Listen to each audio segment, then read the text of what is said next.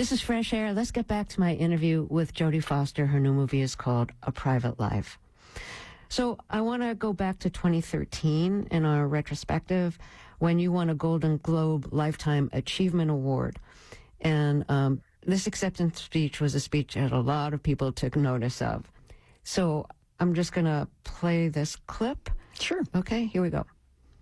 I hope that you're not disappointed that there won't be a big coming out speech tonight, because I already did my coming out about 1,000 years ago, back in the Stone Age, in those very quaint days when a fragile young girl would open up to trusted friends and family, co-workers, and then gradually, proudly to everyone who knew her, to everyone she actually met. But now, apparently, I'm told that every celebrity is expected to honor the details of their private life with a press conference, a fragrance, and a primetime reality show. And, you know, you guys might be surprised, but I am not Honey Boo Boo Child. No, I'm sorry, that's just not me. It never was, and it never will be. But please don't cry, because my reality show would be so boring.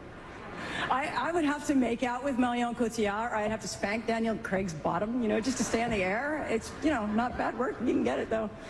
But seriously, if you had been a public figure from the time that you were a toddler, if you'd had to fight for a life that felt real and honest and normal against all odds, then maybe then you too might value privacy above all else. Okay, so it's... Wow, that was a lot. Yeah. But you really tease that as like, I'm going to come out as gay. And I really like what you said about people expect you, if you're in the public eye and you're gay, that you have to issue a press release about it. Well, I don't know that that's just about your sexuality. I think that that's what people, they expect celebrity culture. And I did not want to participate in celebrity culture. I wanted to make movies that I loved. I wanted to give everything of myself on screen. And I wanted to survive intact by having a life. And was that in part because you're a private person, and that's the way you are, but also because you didn't want to come out as gay, because it would have inspired so much gossip and distraction and maybe a loss of roles? What's important to consider is that I grew up in a different time where people couldn't be who they were, and we didn't have the kinds of freedoms that we have now. And I look at my son's generation and bless them, you know, that they have a kind of justice that we just didn't have access to. And I did the best I could. I had a big plan in mind of making films that could make people better. And that's all I wanted to do, was make movies. I didn't want to be a public figure or a pioneer or any of those things. And I benefited from all of the pioneers that came before me that did that hard work of, you know, having tomatoes thrown at them and being unsafe. And I thank them. But we don't all have to have the same role. And I think my role was making movies that mattered and creating female characters that were human characters and creating a huge body of work, and then being able to look back at the pattern of that body of work and go like, oh, wow, Jodie she played a doctor, she played a mother, she played a scientist, she played an astronaut, she played, you know, she killed all the bad guys. So, you know, she did all of those things and, you know, had a lesbian wife and had 2 kids and, you know, was a complete person that had a whole other life. And I think that will be valuable someday down the line, that I was able to keep my life intact and leave a legacy. Jodie Foster, I've enjoyed this so much. Thank you so much for coming back to the show. Thank you. And good luck with the new movie. And I hope we talk again. Me too. Jodie Foster stars in the new film, A Private Life. It opens in select theaters Friday and opens more widely on the 30th. Tomorrow on Fresh Air, we'll talk about Marco Rubio. He once called President Donald Trump a con artist. Now, as Secretary of State, he's defending policies he once opposed and overseeing deep cuts to the very foreign aid programs he once supported. New Yorker staff writer Dexter Filkins will talk about his new article on Rubio's political transformation. I hope you'll join us. To keep up with what's on the show and get highlights of our interviews, follow us on Instagram at NPR Fresh Air. Fresh Air's executive producers are Danny Miller and Sam Brigger. Our technical director and engineer is Audrey Bentham. Our interviews and reviews are produced and edited by Phyllis Myers, Anne-Marie Baldonado, Lauren Krenzel, Teresa Madden, Monique Nazareth, Anna Bauman, Thea Challoner, Susan Yakundi, and Nico Gonzalez-Whistler. Our digital media producer is Molly C.V. Roberta Shorrock directs the show. Our co-host is Tanya Mosley. I'm Terry Gross.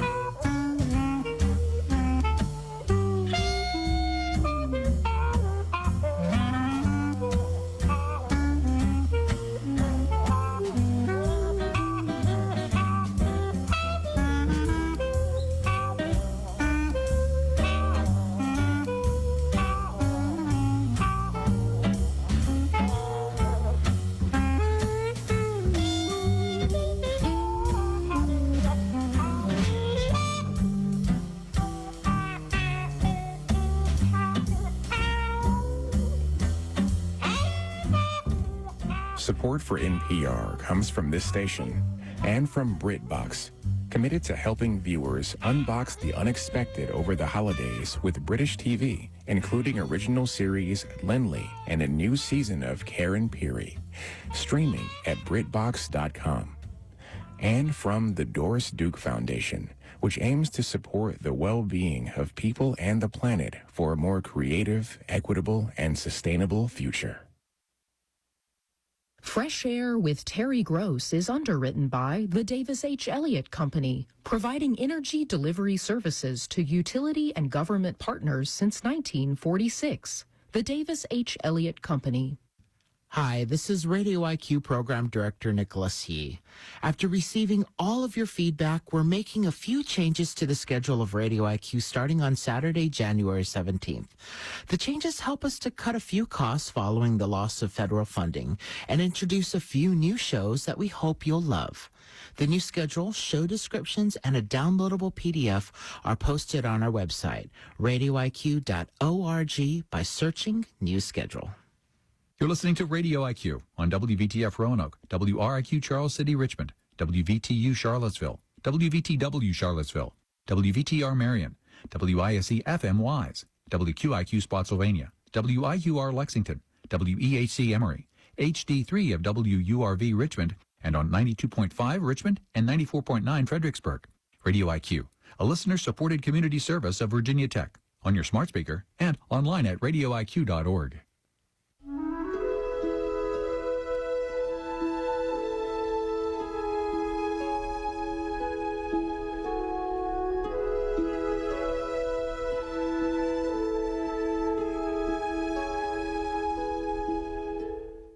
Funding for Here and Now comes from MathWorks, creator of MATLAB and Simulink software, accelerating the pace of engineering and science. Learn more at mathworks.com. From NPR and WBUR Boston, I'm Indira Lakshmanan. I'm Peter O'Dowd. It's Here and Now. Coming up, a look at the economic picture of the country as inflation holds steady. Also, concerns are raised over OpenAI's new chatbot, where users can upload personal health records for medical advice. There isn't a lot of evidence that ChatGPT can give accurate medical advice. Also, the Supreme Court weighs whether to uphold 2 state laws restricting participation of transgender girls and women on some sports teams. It will erase opportunities for girls.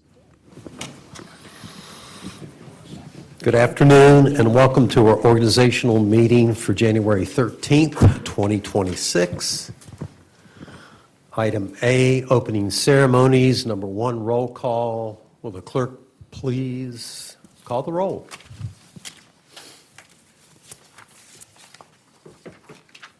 Mrs. Hooker. Here. Mr. North. Here. Mr. Mahoney. Here. Mrs. Shepherd. Here. Mr. Radford. Here. We now move to item B, organization of county board. Item 1, election of officers. First item is chairman. Open the floor for nominations for chairman for year 2026. Mr. Chairman, I would like to put in nomination a lady from Vinton, Tammy Shepherd. Thank you. For the chair position. Second. Are there any further nominations for chairman?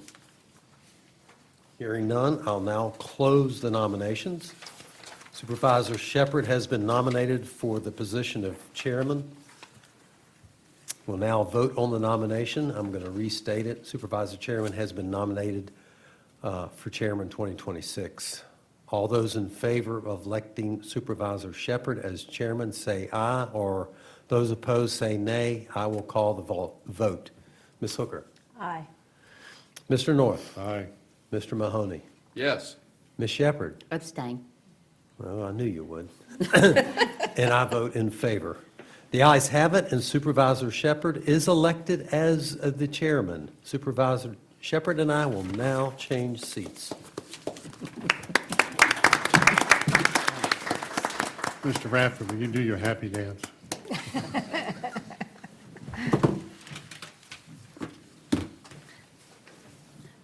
I would like to open the floor for nominations for vice chairman for the year 2026. I'll nominate the gentleman from Windsor Hills, our former chairman, now vice chairman, David Radford. Do we have a second? Second. Any other nominations? Supervisor Radford has been nominated for the position of vice chairman. If there are no other nominations for the position of chairman, I now close the nominations. We now vote on the nominations. Supervisor Radford has been nominated for the vice chairman. All in favor of selecting Supervisor Radford as vice chairman, say aye. All those opposed, say nay. I will call the vote. Ms. Hooker? Aye. Mr. North? Aye. Mr. Mahoney? Yes. Mr. Radford? I'll abstain. The ayes have it, and Supervisor Radford is elected as vice chairman. And Madam Chair, you can also vote on that as well. Oh, sorry. Yes, I vote yes. I will learn this slowly. Okay, C is new business. Resolution adopting a code of ethics and conduct for the Roanoke County Board of Supervisors. This item is the annual adoption of a code of ethics and conduct for the Roanoke County Board of Supervisors. Members of the Board of Supervisors affirm that having a code of ethics and conduct preserves the integrity and dignity of the public office and is essential for maintaining high levels of public confidence in our institutions of government. There have been no changes to the Board's code of ethics and conduct since the last adoption on January 14th, 2025. Is there a motion to adopt the resolution? Motion to adopt. Is there a second? Second. Is there any discussion on the motion? Will the clerk please call the roll? Mrs. Hooker? Yes. Mr. North? Yes. Mr. Mahoney? Yes. Mr. Radford? Yes. Mrs. Shepherd? Yes. The board will now recess until 2 p.m. session. There you go. Include pork, beef, and ground beef, and others experiencing economic hardship in Central and Western Virginia. Virginia's incoming Attorney General is planning a new division that will focus on consumer protection and civil rights. Attorney General-elect Jay Jones announced the formation of the Public Advocacy Division yesterday. Jones said that his office will do everything possible to put Virginians first and protect them from bad actors. Helen Hardiman will serve as the Deputy Attorney General for the Public Advocacy Division. Radio IQ News, I'm Bill Trefiro.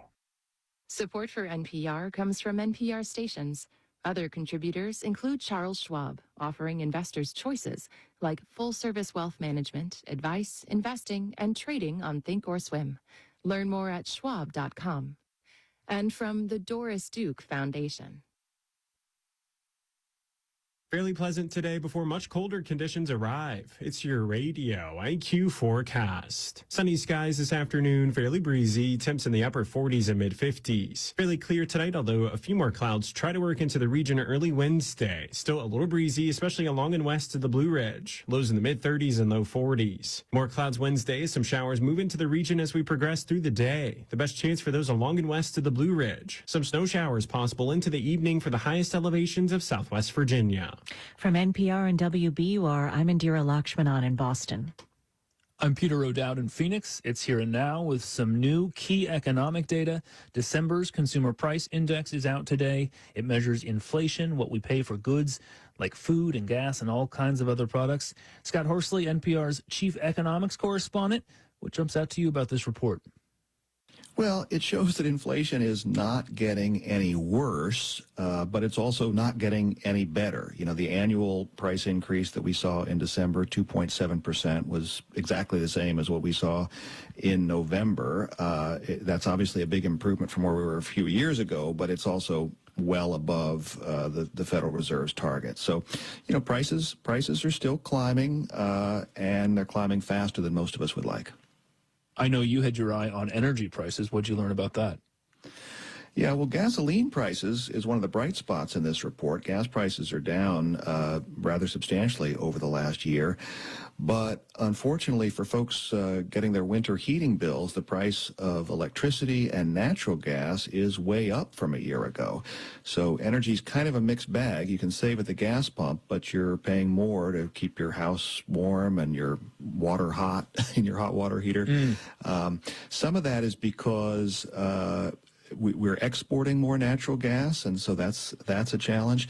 And of course, with electricity, we've seen prices go up partly because of demand from all those new data centers popping up around the country.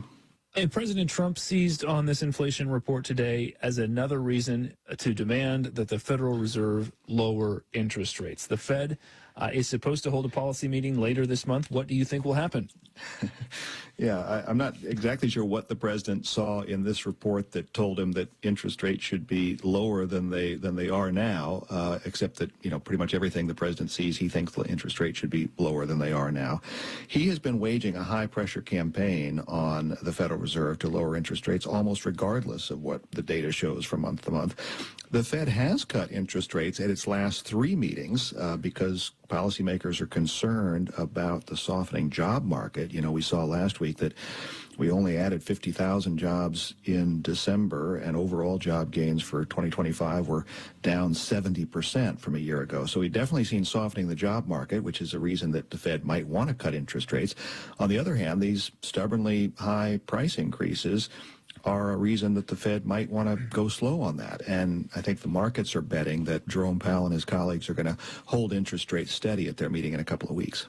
Well, a big picture, Scott, as you well know, the president is in an ugly feud with the Federal Reserve. You've described some of the reasons why, but most recently we learned that the Department of Justice has launched a probe, an investigation into the Fed Chair Jerome Powell. What do you think about this era of relations between the White House and the Fed? Where are we right now? Yeah, it had been a kind of a one-sided fight until this just a few days ago. You know, for the whole year, the president has been, and even going back to his first term in the White House, Donald Trump has harangued Jerome Powell and the Federal Reserve for not cutting interest rates more aggressively. And up until now, Jerome Powell had really tried to sort of shrug off those criticisms, had worked very hard to avoid getting dragged into a fight with Donald Trump. But after the Fed got these subpoenas from the Justice Department last Friday, Powell seems to have hit his limit, and he issued this really unusually combative statement on Sunday evening, accusing the Trump administration of waging an intimidation campaign in its effort to get the Fed to lower interest rates, even though, as we've talked about many times, the central bank was set up to be insulated from exactly that kind of political pressure. I want to ask you about one more economic story that we are following. President Trump, as we know, has been trying to rein in costs. He's unveiled some proposals to do that. He's asking for help now from across the aisle. He called Senator Elizabeth Warren yesterday to discuss legislation to cap credit card interest rates. So tell us about that briefly and where the president's message on affordability stands right now.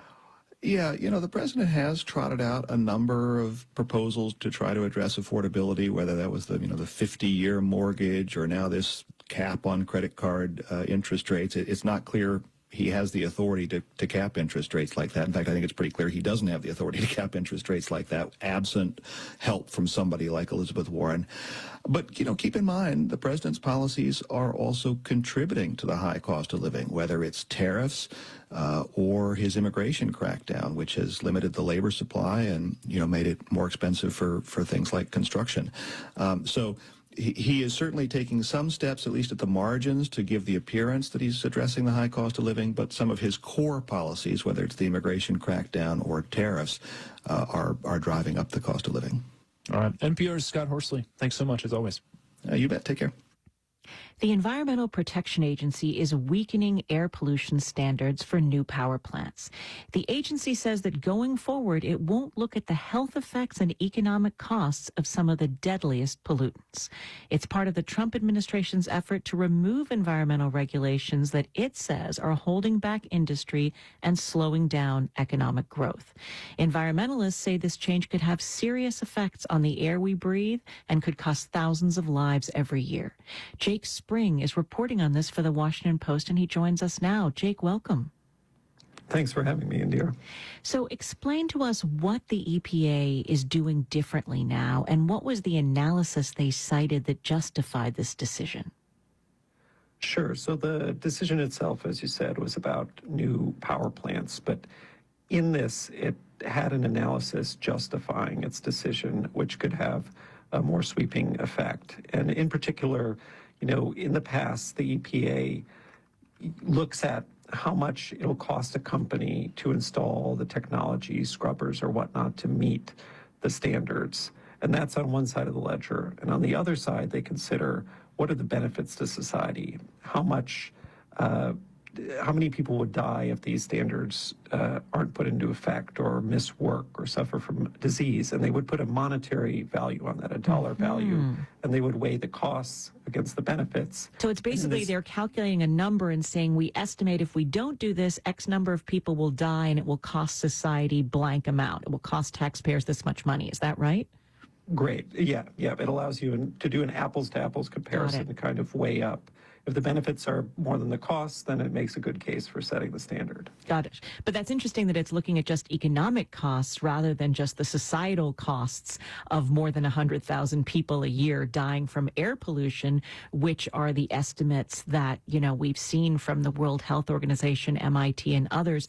This new policy focuses on two deadly air pollutants, fine particulate matter and ozone pollution. How common are they and where do they come from? So the regulation on the power plants actually starts with the precursors. So those would be nitrogen oxide or NOx or NOx and sulfur dioxide, often called SO2. So a gas plant, for example, will emit these out of their stacks, and in the atmosphere it will react and help to create PM2.5 and ozone. So PM2.5 is particulate matter that's less than 2.5 microns, which is very, very small. We're talking 0.0001 inches or less. And these get way down into the deepest part of your lungs and can even enter into your bloodstream. So that can cause inflammation, lung irritation, asthma, heart attacks, lung cancer. And ozone, similarly, we're familiar with from high up in the atmosphere.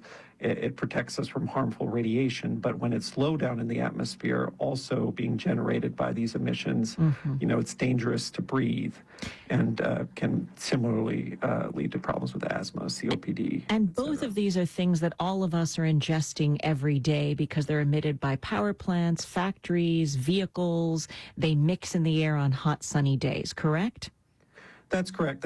Although I will say in the United States, I personally used to live in China where these levels were huge. Oftentimes there was air apocalypses every winter sometimes where you'd be breathing huge amounts of this. And in the United States, we tend to enjoy relatively low levels of this, with some exceptions, like when the Canadian wildfires were big one year and blew down into the United States. Right. But if you live particularly close to, say, a big highway, a power plant, et cetera, locally, that you could be breathing high levels of this. All right. Well, studies have shown that air pollution in the U.S., even though it's less than in China and India and other places, does still cause more than 100,000 premature deaths every year.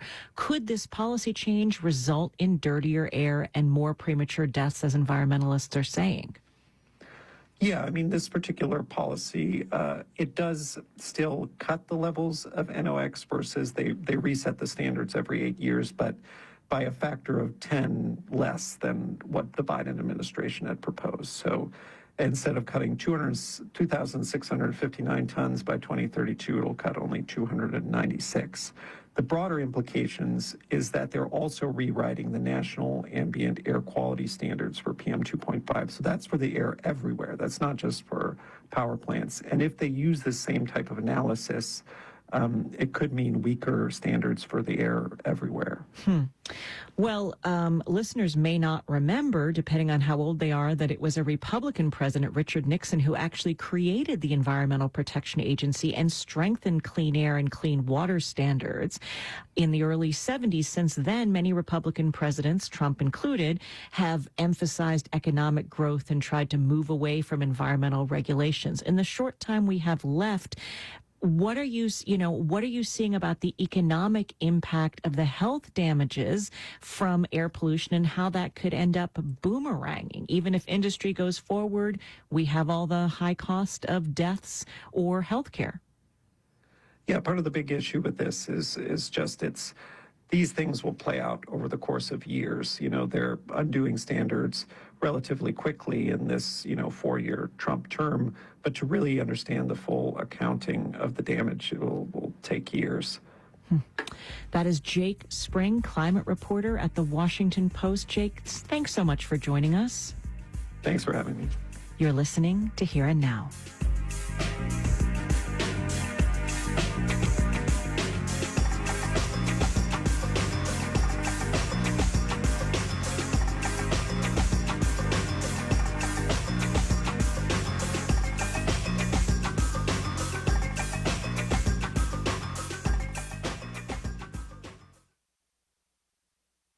From AI to private space travel to genetically modified babies, what technological advances will shape 2026 and beyond? More people are forming close personal relationships with chatbots, sometimes even romantic ones. The MIT Technology Review's annual list of tech predictions is out. We'll hear from one of its editors on All Things Considered from NPR News. Tune in weekdays from 4 to 6 on Radio IQ for All Things Considered. Support for Radio IQ comes from River Mountain Properties, providing homeowners with full-service property management across the New River Valley. Details at rivermountainproperties.com. And from the Roanoke Cultural Endowment, committed to building a sustainable source of funding for arts and cultural organizations in Roanoke. Invest in the arts, invest in the future. RoanokeCulturalEndowment.org. For now, things seem to be working out in Trump's favor. Venezuelan interim government has already announced that it's going to embark on a massive legal reform, potentially changing the oil laws to give foreign companies a greater say in how it's run. I'm Natalie Kitroeff. That's Today on the Daily from the New York Times. That's The Daily, beginning at 6:30 on Radio IQ every weekday.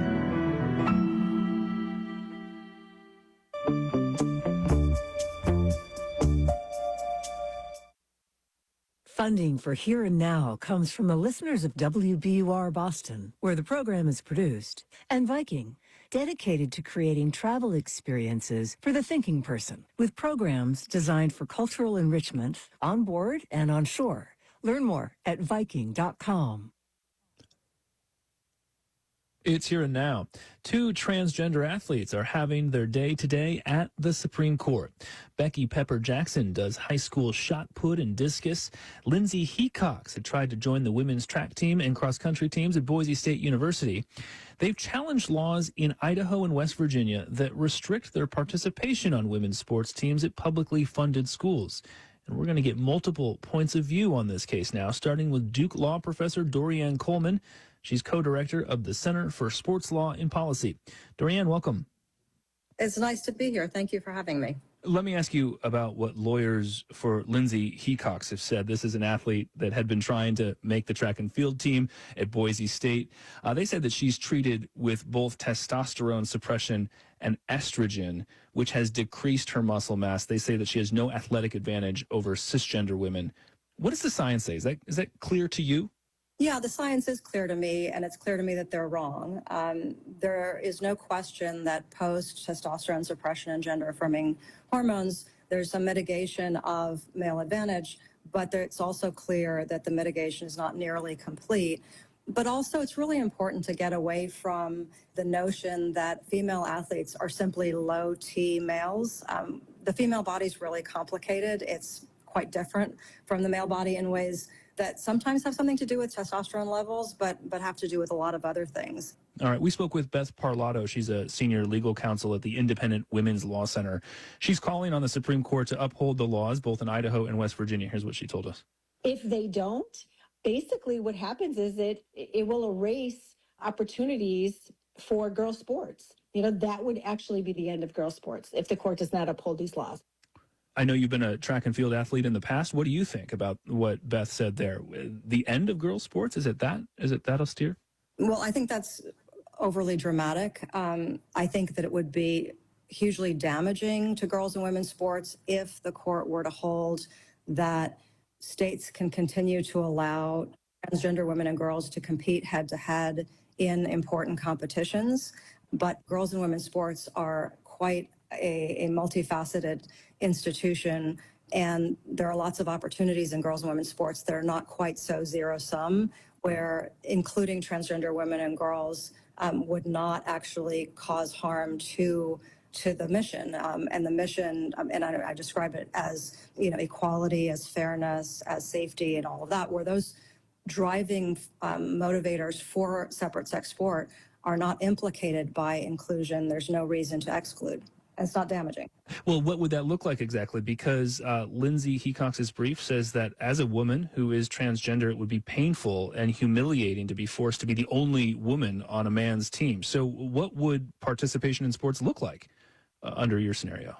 So sports is not just men's and women's competition. Sports is lots of opportunities that include recreational opportunities, includes being on teams but not competing. It includes co-ed sports. It includes open mixed sex sports. There are lots of things that people do that are called sports, including in school, that are not properly described as important competitions, right, between athletes with stakes that we want to protect. And so it does mean that in the view of Idaho, in the view of West Virginia, in the view of those of us who care about the competitive sports side of the institution, it does mean that transgender women and girls can't compete head-to-head against females if that's the result of the cases. And that's not discriminatory?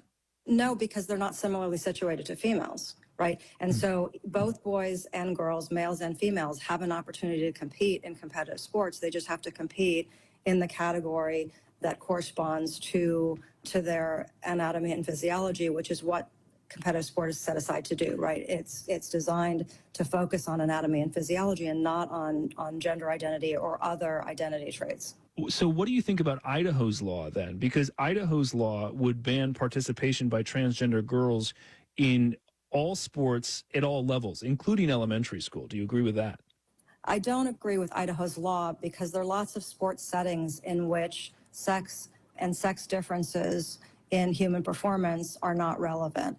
The main context in which they're relevant is head-to-head competition, especially in settings where the competition results in or benefits people in terms of scarce resources.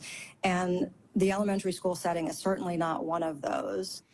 Finally, I just want to ask you if you think these laws are really necessary. I mean, the number of transgender people in the general population, by some accounts, is under 1%.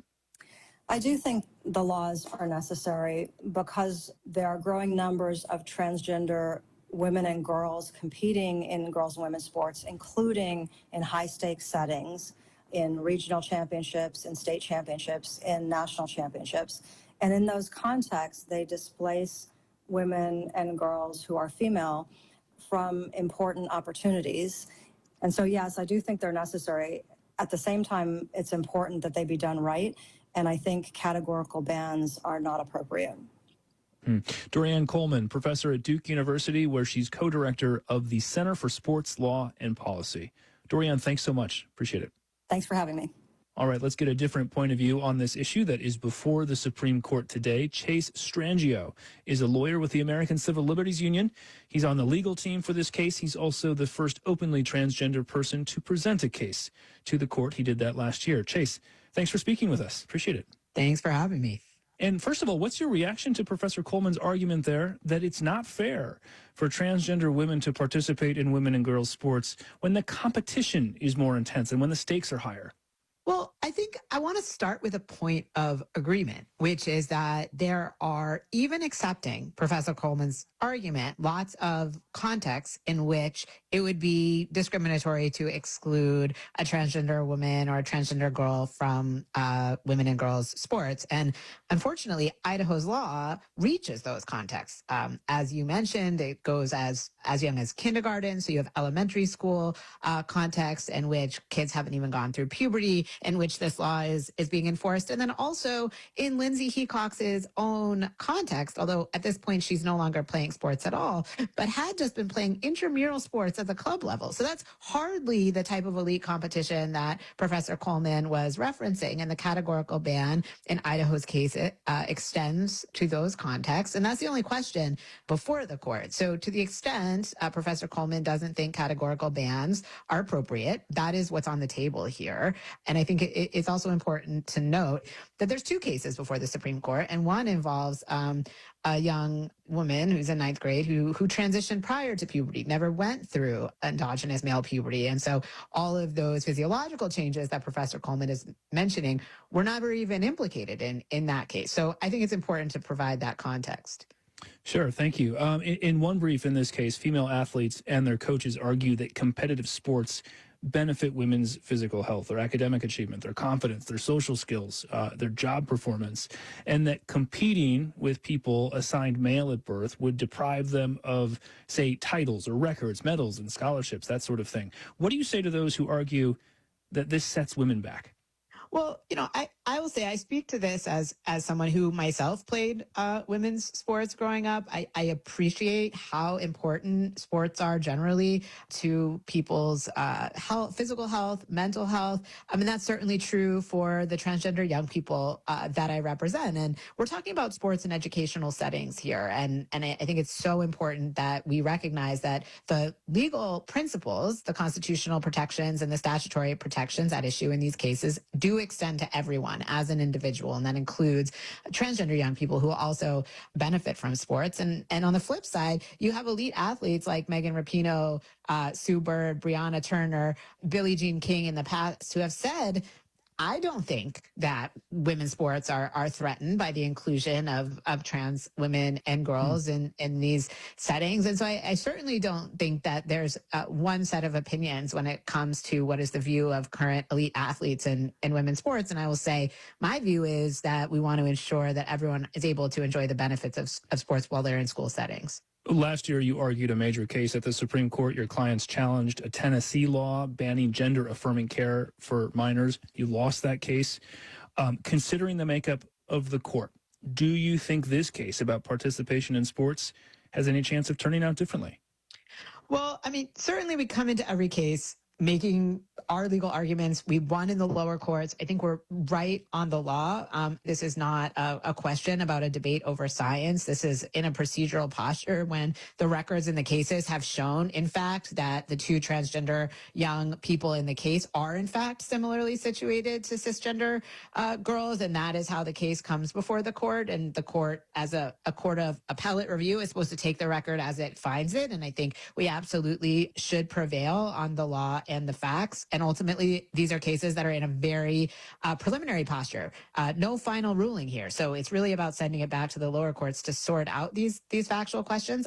Obviously, this past year, the court has not just in Scrimeti, but on its emergency docket, greenlit discriminatory policies targeting transgender individuals in the context of the bans on open military service, on transgender people having access to passports that reflect our gender. You mentioned Scrimeti. That's the case out of Tennessee that you lost. That's right. That was the case involving the bans on gender-affirming medical care for transgender adolescents.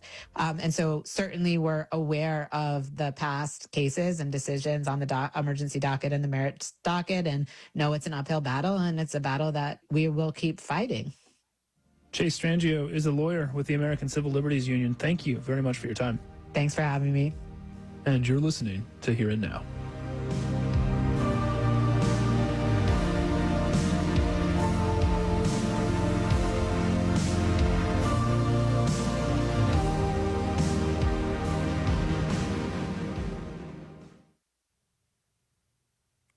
Live from NPR News in Boston, I'm Steve Brown.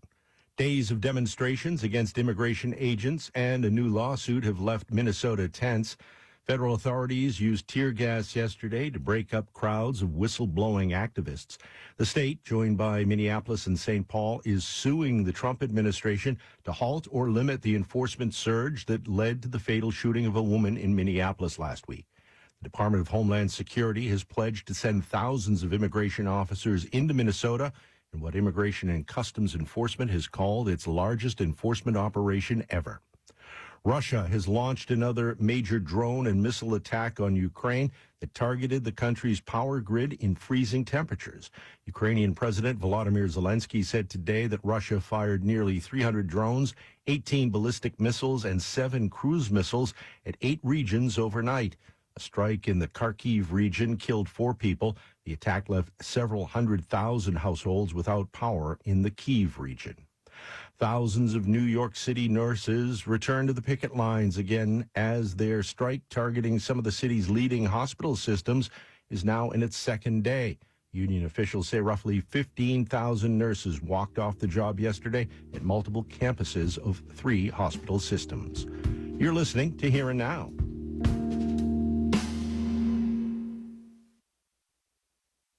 Fairly pleasant today before much colder conditions arrive. It's your radio IQ forecast. Sunny skies this afternoon, fairly breezy, temps in the upper 40s and mid-50s. Fairly clear tonight, although a few more clouds try to work into the region early Wednesday. Still a little breezy, especially along and west of the Blue Ridge. Lows in the mid-30s and low 40s. More clouds Wednesday, some showers move into the region as we progress through the day. The best chance for those along and west of the Blue Ridge. Some snow showers possible into the evening for the highest elevations of Southwest Virginia.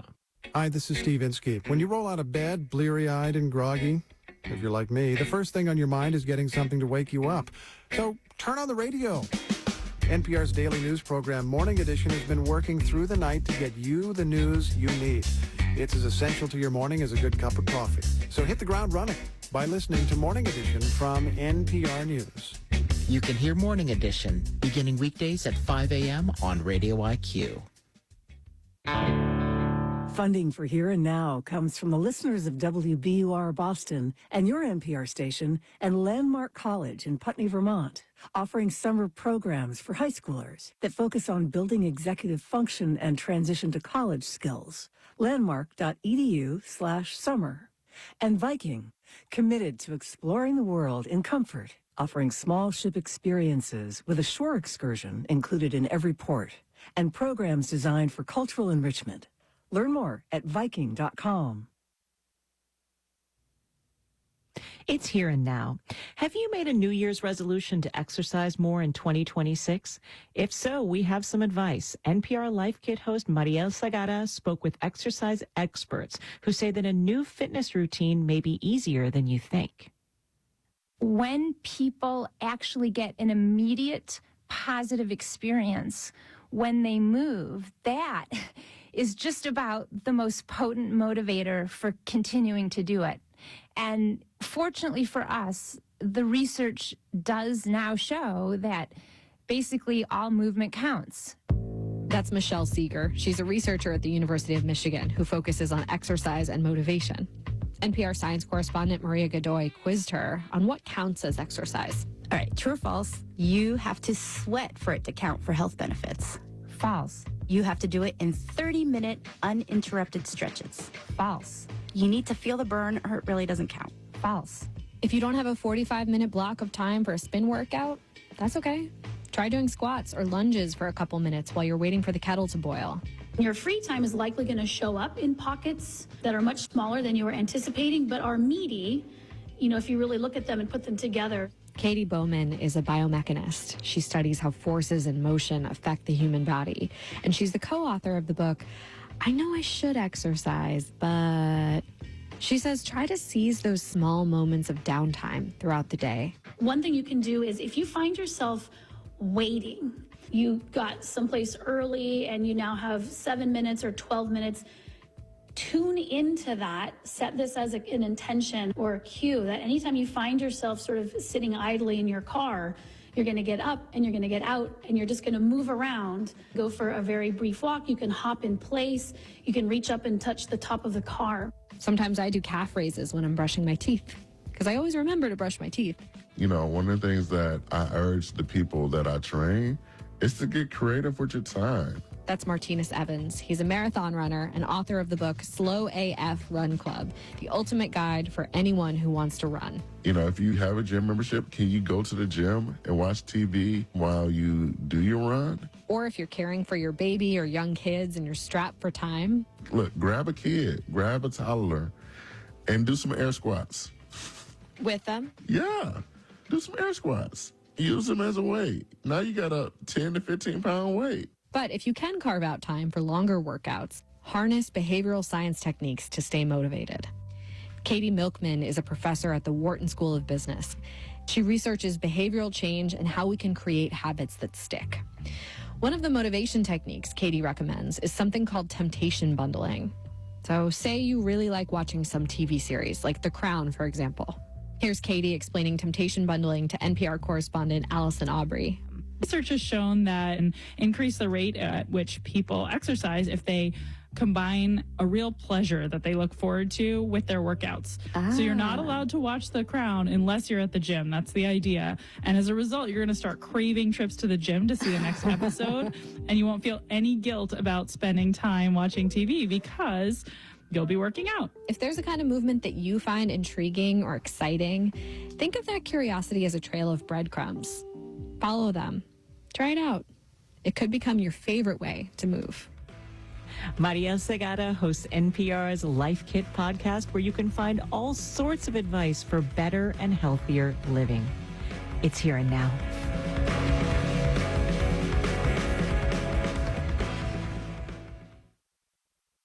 It resonates with you. A story on Radio IQ that changed your perspective. A conversation that helped you understand the world better. And yes, the organizations that made it all possible. Corporate support isn't about shouting louder. It's about being present in the moments that matter to you. If your organization wants to make its mark where it counts, email us at corporatesupport@vt.edu. Last year was a great year for grain harvest, but for farmers, high yields are not always the best thing for the old pocketbook. Who's got the cheapest price? Well, it ain't us, sadly, and that's because of trade wars and tariffs. I'm Kai Rizdal. What, pray tell, is vexing America's farmers? That's next time on Marketplace. Marketplace, weekdays beginning at 6 on Radio IQ. The BBC World Service is the world's largest international broadcaster, with journalists located around the globe. From Moscow, here's our Russia editor, Steve Rosenberg. Our North America editor, Sarah Smith, reports. Covering stories wherever they are happening. Our correspondent in Ukraine, James Waterhouse. We reported from the front line. Global news you can trust from the BBC World Service. World news from the BBC beginning at 9 every evening on Radio IQ. Funding for Here and Now comes from the listeners of WBUR Boston and Rhodes Scholar, a nonprofit educational travel provider for adults, offering programs in more than 100 countries and online. Learn more at rhodesscholar.org/learning. And Loomis Sales, committed to helping institutional and individual investors achieve their financial objectives, combining in-house research and risk management to create tailored investment strategies for every client. More at loomissales.com. From NPR and WBUR, I'm Indira Lakshmanan in Boston.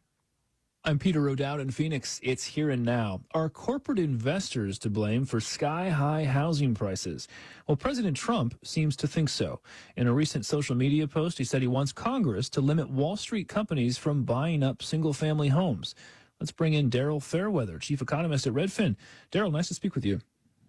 Hi, nice to speak with you too. You know, this isn't exactly a new policy idea. What did you think when the president floated this plan to ban large corporations from scooping up single-family homes?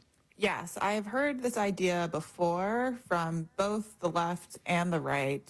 I think that this policy is so appealing to politicians because it sounds like a big win. It punishes a bad guy and seemingly helps the little guy. But when you look into the details, large investors represent a very small share of home purchases, around 3% or less. So I don't think that this would actually free up all that many homes for first-time home buyers.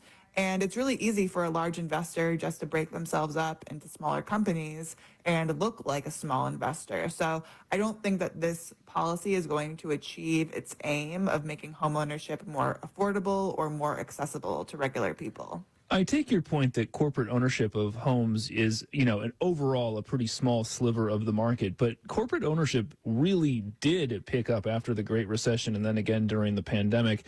In some neighborhoods in the Sun Belt, for example, I see that it can be higher than 20% of all homes. I believe that represents all types of investors, not just these hedge funds or private equity firms that people tend to think of as being the investors. Investors can be just somebody who owns a home and wants to start investing their money into real estate, wants kind of a side hustle, those more mom and pop investors.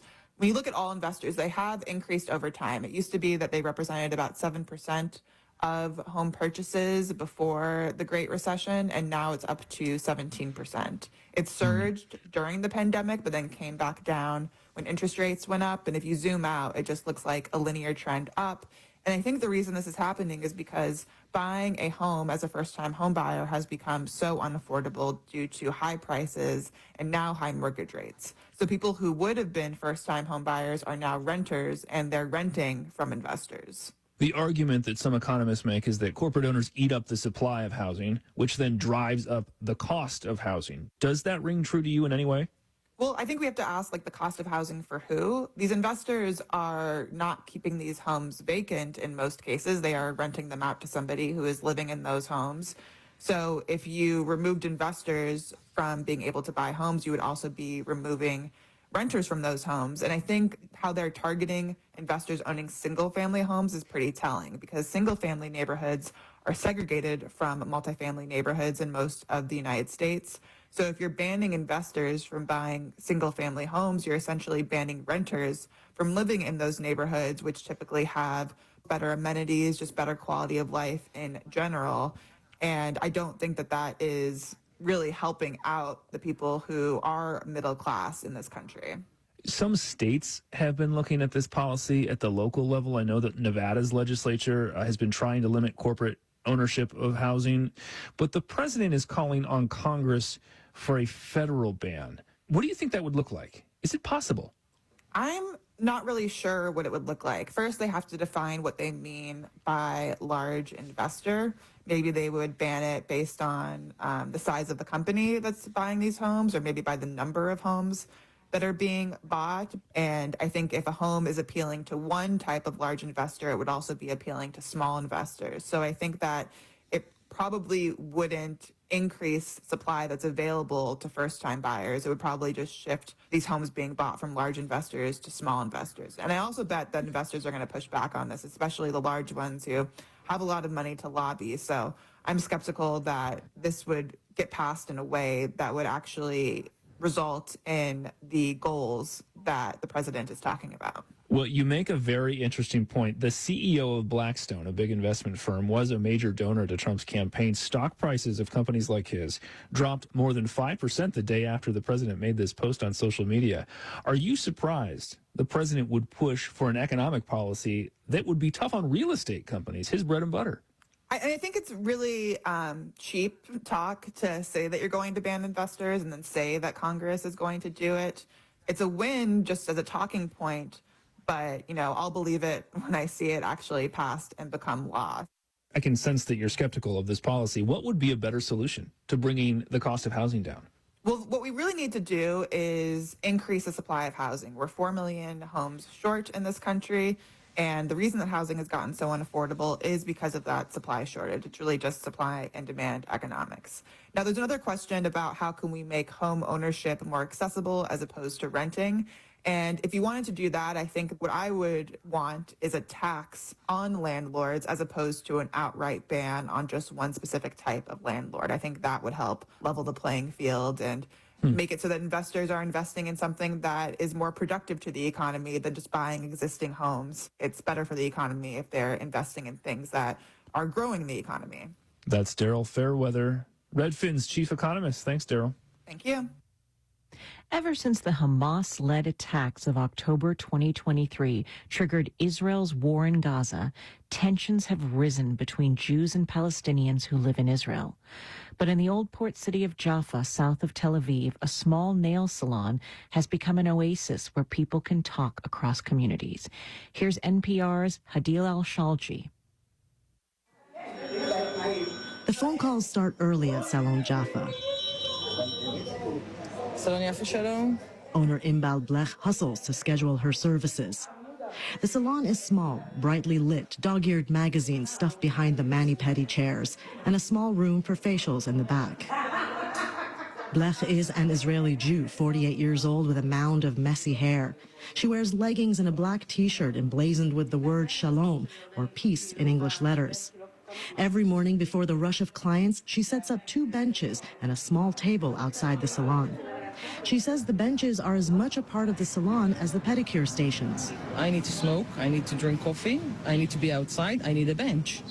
The table is new, even though it doesn't look like it. Here she holds court, greeting passers-by who sometimes sit with her for a coffee and a spot of gossip. The things that these benches have heard, oh my God. It's like stools in bars. The Jaffa flea market is gritty and chaotic, made up of wide alleys flanked by restaurants, thrift stores, and noisy bars. Kitchen workers rest their feet near the salon, and the old woman who owns a thrift store sits among piles of old clothing nearby, people watching. You would miss Salon Jaffa if you walked by too quickly and if Blech's raucous laugh didn't draw you in. Started 14 years ago, she says she wanted her salon to be a safe space for women. You don't have to tuck your tummy when you get in. You can be like just you. It's a safe space for women. The whole world outside is for the guys. This is a place for the women.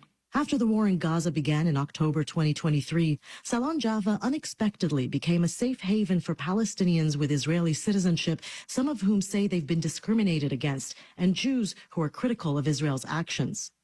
Mashhour Azeli is a 39-year-old Palestinian citizen of Israel who works in construction in Jaffa and often stops by at Blech's bench for a catch-up. He says he's had Jewish customers cancel business with him because he's an Arab. I just feel a comfort with Imbal that I don't with other Israelis right now, he says. Some Israeli Jews say they've been afraid to vocalize their anti-war opinions publicly, that they can be viewed as traitors and harassed by other Israelis. But not at Salon Jaffa. We sit here and we speak and we have our own opinions. We know that outside you feel isolated, but in the salon you can feel that it's normal, that we are the normal people. Now I'm going to cry. Blech says this coexistence happened by chance. It wasn't like I planned it. Now that I think of it, my first employee was a Muslim. And after that, I had another 3 or 4. They were the face of the salon. I used to call them, we're the face of the salon. She says Salon Jaffa has become more than just a place to get manicures. I learned during COVID that I open the salon no matter what. I have to do it because it's home for a lot of people, so I have to open. Blech says she wants to one day close shop and move to Crete. But until then, you can find her on the bench in the Jaffa flea market. Hadil Al-Shalji, NPR News, Tel Aviv. It's here and now.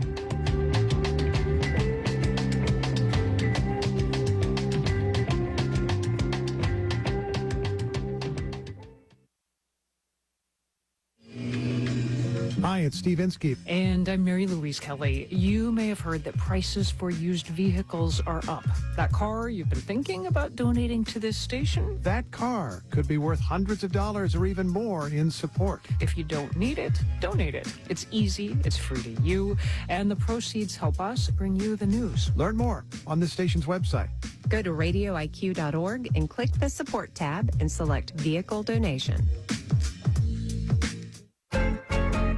Last year was a great year for grain harvest, but for farmers, high yields are not always the best thing for the old pocketbook. Who's got the cheapest price? Well, it ain't us. sadly, and that's because of trade wars and tariffs. I'm Kai Rizdal. What, pray tell, is vexing America's farmers? That's next time on Marketplace. Marketplace, weekdays beginning at 6 on Radio IQ. Funding for Here and Now comes from the listeners of WBUR Boston and from MathWorks, creator of MATLAB and Simulink software for technical computing and model-based design. MathWorks, accelerating the pace of discovery in engineering and science. Learn more at mathworks.com. And City Space Productions, WBUR's creative studio for custom podcasts that tell a brand's story to ignite engagement, reach new audiences, or enhance customer connections. WBUR.org/creative studio. It's Here and Now. Starting this week, you can go to popular AI chatbots for personalized medical advice. OpenAI recently announced ChatGPT Health, a section of its chatbot with tighter data security where users are being invited to upload their private medical records. Anthropic rolled out a similar feature for its chatbot Claude. The Trump administration is touting the power of AI, and the new services were requested by officials at the Centers for Medicare and Medicaid. But AI health assistants are drawing concern from doctors who say they have the potential to cause harm to patients. Brittany Trang is a health tech reporter with STAT, the health and medicine publication, and our editorial partner. Brittany, welcome. Hi, thanks for having me. So ChatGPT Health has a disclaimer that it is not intended for diagnosis or treatment. But isn't that exactly what people are going to be using it for? Yeah, I think that, and some of my sources have said that OpenAI is trying to have it both ways, and that it's putting out this product and encouraging people to use it to answer their health questions, but at the same time disclaiming any responsibility for the quality of its answers.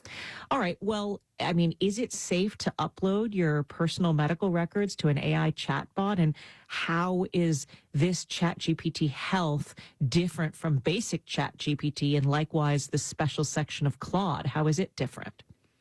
It depends on what you mean and what you want out of the word safe, I suppose. ChatGPT Health has special security controls on it that make it more secure from like a cybersecurity standpoint, from a data safety standpoint, to upload your medical records into that section of ChatGPT. And I believe that Claude also has some similar security around its corner for health questions.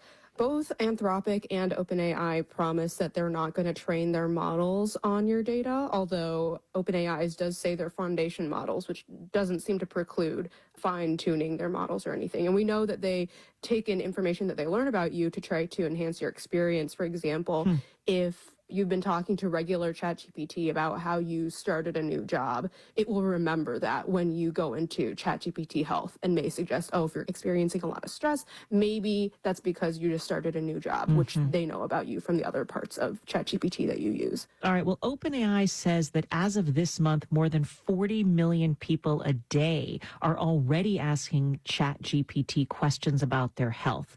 So do we know how people are relying on AI for medical advice and whether the sort of more enhanced version could actually potentially be better?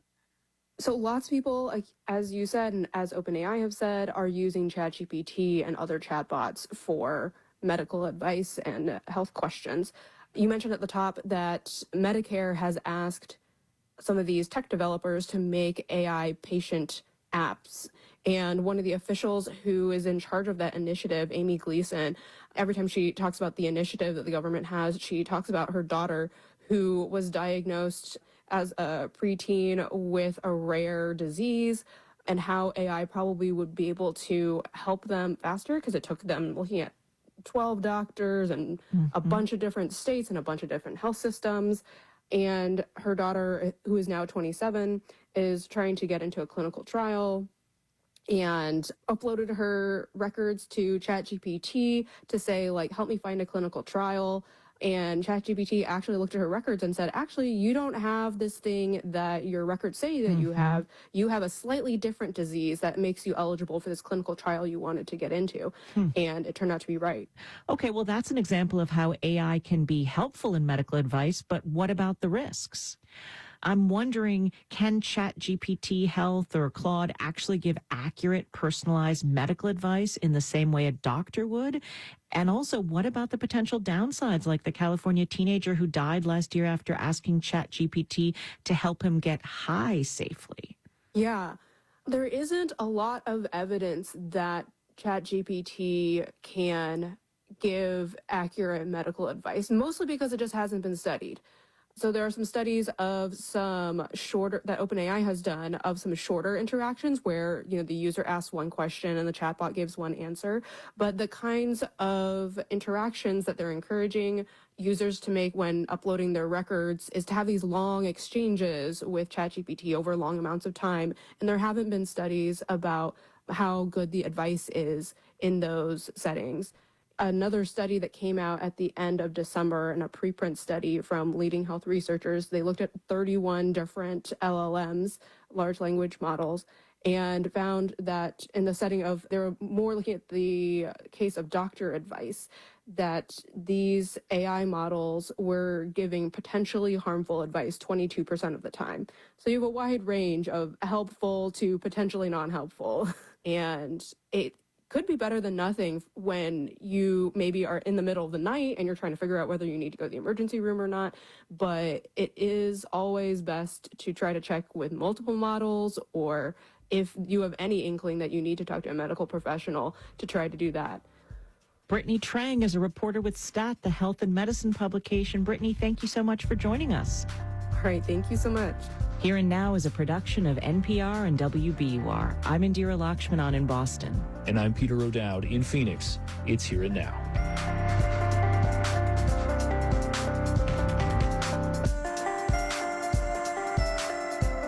Funding for Here and Now comes from the listeners of WBUR Boston and Viking, committed to exploring the world in comfort, offering small ship experiences with a shore excursion included in every port and programs designed for cultural enrichment. Learn more at Viking.com. I'm General Manager Roger Duvall. After compiling all your feedback through the fall, we're making a few changes to the Radio IQ schedule starting January 17th. The changes will help us cut costs following the loss of federal funding, introduce a few new shows that we hope you'll come to love, and have more local programs. The new schedule, show descriptions, and a downloadable PDF are posted right now at radioiq.org. Just search for the new schedule, and again, online at radioiq.org. Make your smart home even smarter. Just ask your smart speaker to play Radio IQ, and we'll keep you up to date with NPR News, the BBC, and award-winning local news coverage from Radio IQ. You're listening to Radio IQ on WBTF Roanoke, WRIQ Charles City, Richmond, WBTU Charlottesville, WBTW Charlottesville, WBTR Marion, WISE FMY, WQIQ Spotsylvania, WIQR Lexington, WPHC HD3 of WURV Richmond, and on 92.5 Richmond and 94.9 Pittsburgh. Radio IQ, the listener-supported community service of Virginia Tech, on your smart speaker and online at radioiq.org.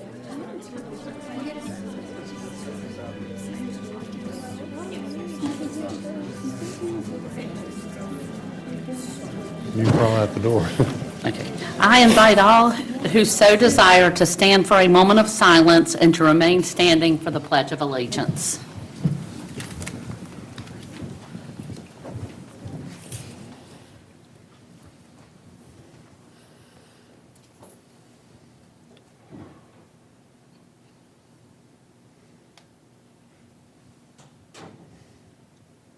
Thank you.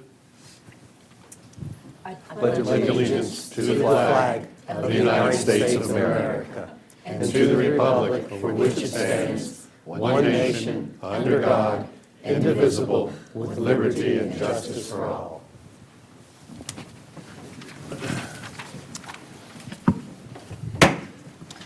Good afternoon and welcome to our meeting for January the 13th, 2026. The board is returning to open session and all board members are present. The Board of Supervisors held its annual organizational meeting earlier today at 1 p.m. in the board meeting room prior to the regularly scheduled board meeting. Regular meetings are held on the second and fourth Tuesday at 2 p.m. Public hearings are held at 6 p.m. on the fourth Tuesday of each month. Deviations from this schedule will be announced. The meetings are broadcast live on RVTV, Channel 3, and will be rebroadcast on Friday at 7 p.m. and on Sunday from 10 a.m. until 5 p.m. Board of Supervisor meetings can be also viewed online through Roanoke County's website at www.roanokecountyva.gov. Individuals who require assistance or special arrangements to participate in or attend Board of Supervisor meetings should contact the clerk of the board at 540-772-2005 at least 48 hours in advance. Please turn all cell phones off or place them on silent. Item D, request to postpone, add to, or change the order of the agenda items. Are there any requests to postpone, add to, or change the order of the agenda? Fellow board members? No, sir. No, ma'am. Mr. Kaywood? No changes, Madam Chair. Mr. Lubeck? I have no changes.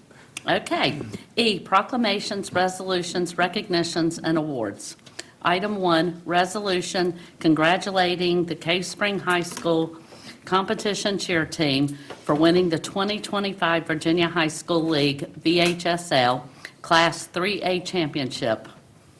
Paul Mahoney, Supervisor of the Cave Spring Magisterial District. He will meet you at the podium. Coach? You go to the podium, too. You're supposed to go to the podium, too. You're supposed to go to the podium, too. Take the page with you. Take it with you. The first, yeah. I want to introduce to the board the coach of this championship team that we had from the state of Virginia, Jen Cole. She was also named the 3A Coach of the Year. Wow. And rumor has it that today is her birthday. Awesome. Great. And also a young lady, Elijah Reeves, was named cheerleader of the, where's Elijah? Stand up. What I'd like to do is have the clerk read the resolution, and then, Coach, if you want to say a few words, please. Sure.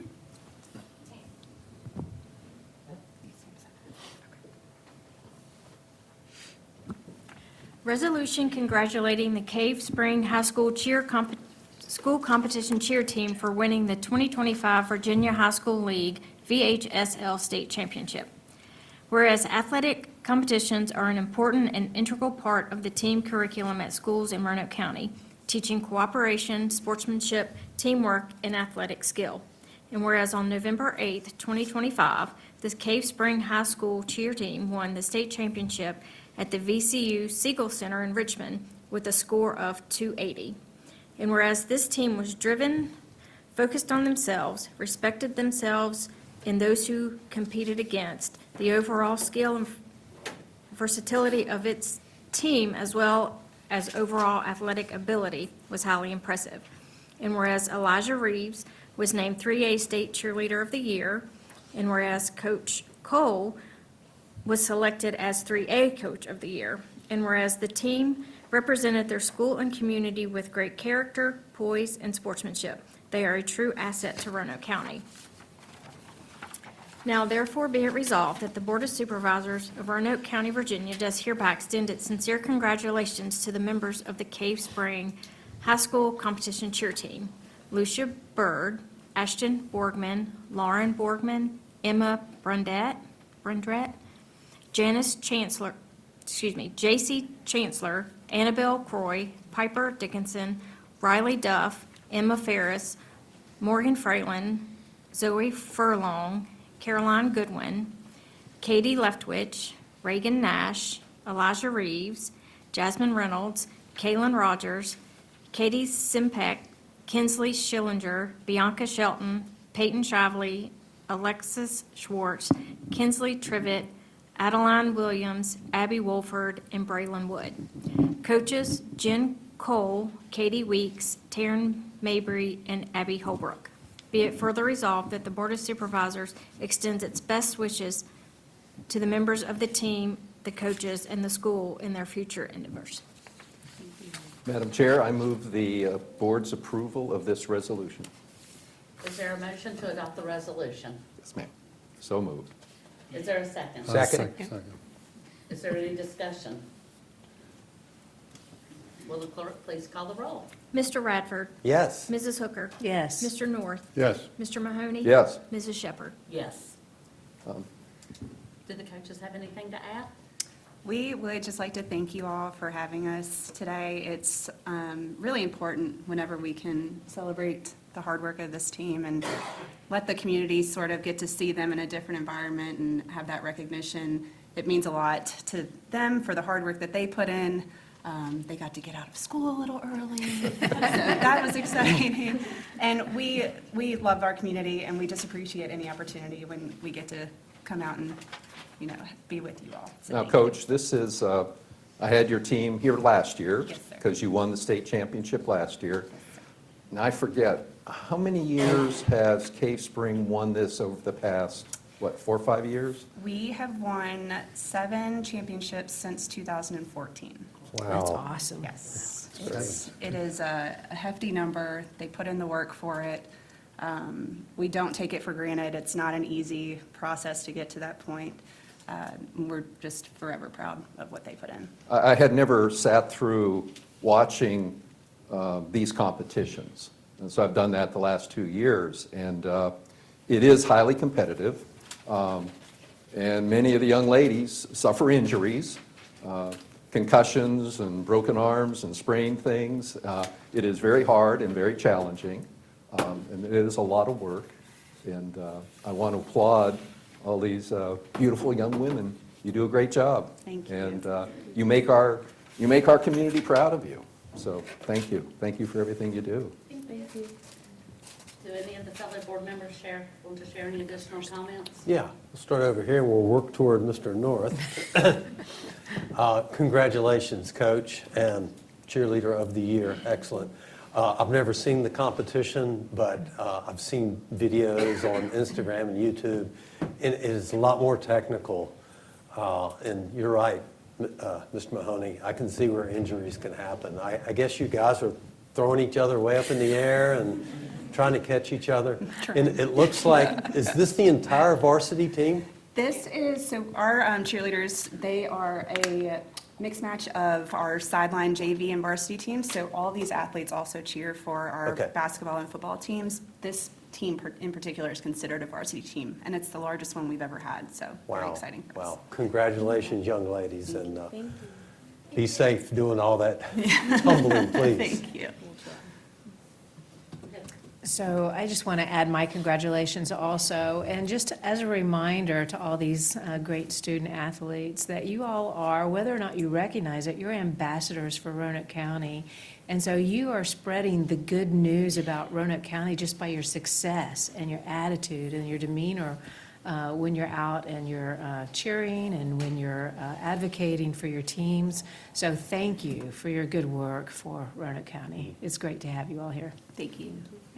And congratulations. You know, you may not realize this now, but the skills you're learning, not only the athletic skills, but the teamwork skills and getting along with one another will bode you well in future life events, because you have to work in teams no matter what occupation you seek or obtain one day, starting in college. And I'm just curious, any of you plan on going to college to cheer, hopefully one day? Raise your hands. Okay, we got They're one kind of back there. over it by the time we're done with them. We work them a little hard. Are you saying that they don't work them as hard in college? Is that? Oh, no, Okay. they're like, I'm just going to enjoy school for a minute at that point. Anyway, No, but there's a great handful that we know can do that, yeah. Great recognition. It's refreshing to see another school coming here, because the lady to my right here, she brings in about 40 teams a year from Glenbrook. I don't know all about that, but they're very successful too, so congratulations. And by the way, should we sing happy birthday to you? No. Okay, well, we won't embarrass you, we'll just say happy birthday. I appreciate that, thank you. No. Huh? So I actually represent the Vinton district. However, I have a huge tie to Cave Spring, and a lot of these folks here don't know how hard you all work, but I do. Yeah. Because I'm usually working in the halls with the football team, feeding them, and I see you all in there practicing day in and day out, hour after hour. And boy, wouldn't I love to be young again and be able to do that. But you all do put in a ton of time, a lot of hours. Congratulations. I am as excited for you as if it had been one of the other teams. And congratulations to our state. Which one? You're the state. Yes. Congratulations to you, and happy birthday Thank to you. you. Thank you. And we'd like to invite you all up to have a picture made. Absolutely. Definitely. And Elijah is our one and only senior, which is very exciting for our future. So, yeah. Wow. You're going to stand up, Phil. Only one senior. Just come on up here. Come on up here against. There you go. I'll move over. Chair out of the way. I'll move over. This is a great crowd. Yes, it is. Only one senior. They got a lot of depth on this team.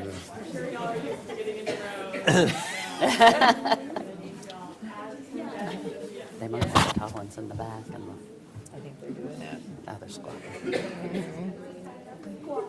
Maybe they'll do a cheer for us while they're up here. Yeah, exactly.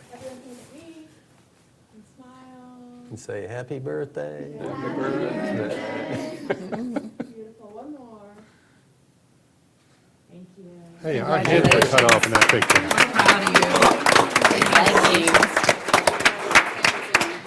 Congratulations.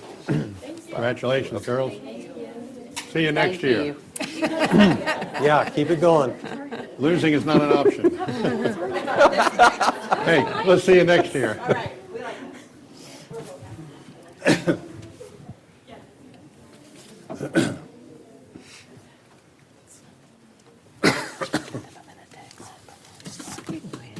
Okay. Item F, briefings.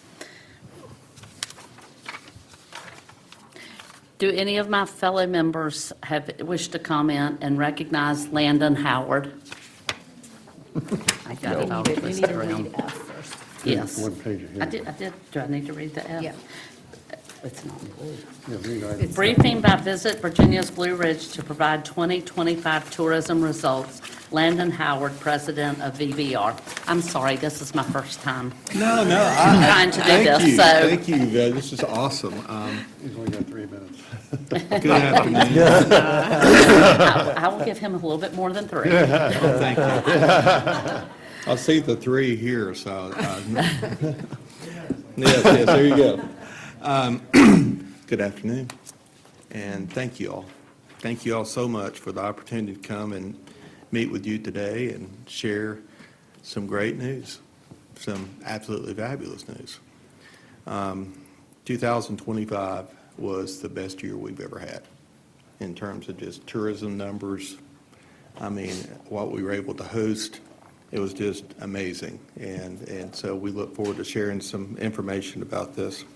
But before I get started, I'd be remiss if I didn't recognize Mark Lucas, who is here, and as our chair and one of our 2 vice chairs. Yeah.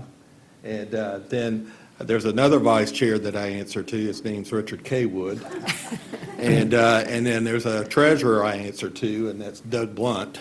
So I like Roanoke County. They're great bosses. So, but they do a great job with us. And I also have Deborah Wright here, who's our strategic planning vice president, and she's going to be speaking here in just a few minutes. And then Catherine Lucas, Director of Public Relations, Cheryl Morales, who's Director of Community Development, and Danielle Hart, our Office Manager. All of us really consider it a privilege to work with the Roanoke County team. There's so many I could recognize, whether it be Alan Hayes or Megan Baker and Amy and Madeline. I mean, just it's a great group, and our success is only because we have a great relationship with them. For a fact, I was telling Mark just a moment ago that my theme word for 2026 is gratitude. That's my personal, and so I think about every time I send in my Roanoke County property taxes, I am grateful for these people because I know it's money well spent. And so we're grateful to you all, too, for your support and encouragement, because all of you all are very positive people and very encouraging, and it really means the world to us that Roanoke County is such a supportive partner in what we're doing. So let's look at some numbers, shall we? For the 2024-25 year, we almost made 11 million in total bed tax collected. And I think about the many times that you and I went to Richmond to put this formula in place and get the legislature to support it, and it's working. So thank you for what you did, Supervisor Mahoney. Moving forward, $923 million in direct spending. Total economic impact, 1.4 million. That is for 2024. And these numbers come from the state. So we'll get the 2025 numbers in September. And we look forward to sharing those with you. Looking at the direct spending, 132 million was actually spent directly by visitors in just Roanoke County. And so that's just incredible. And if you think about it and you break it out, 52 million for food and beverage, and also 14 million for retail, and you see recreation there, et cetera. And hotels and lodging, 27 million. And I'm going to do a little side note here, and I don't mind telling you that I've said the same thing to the Roanoke City Council 2 or 3 times. We need capacity. We need new hotels. We need new space. We're losing business because there are times when we just don't have the space and we just don't have the hotel rooms. And so if you were to build it, we'll fill it. That I promise. So looking at how all this works out, every household in Roanoke County gets $186 just generated from our visitors.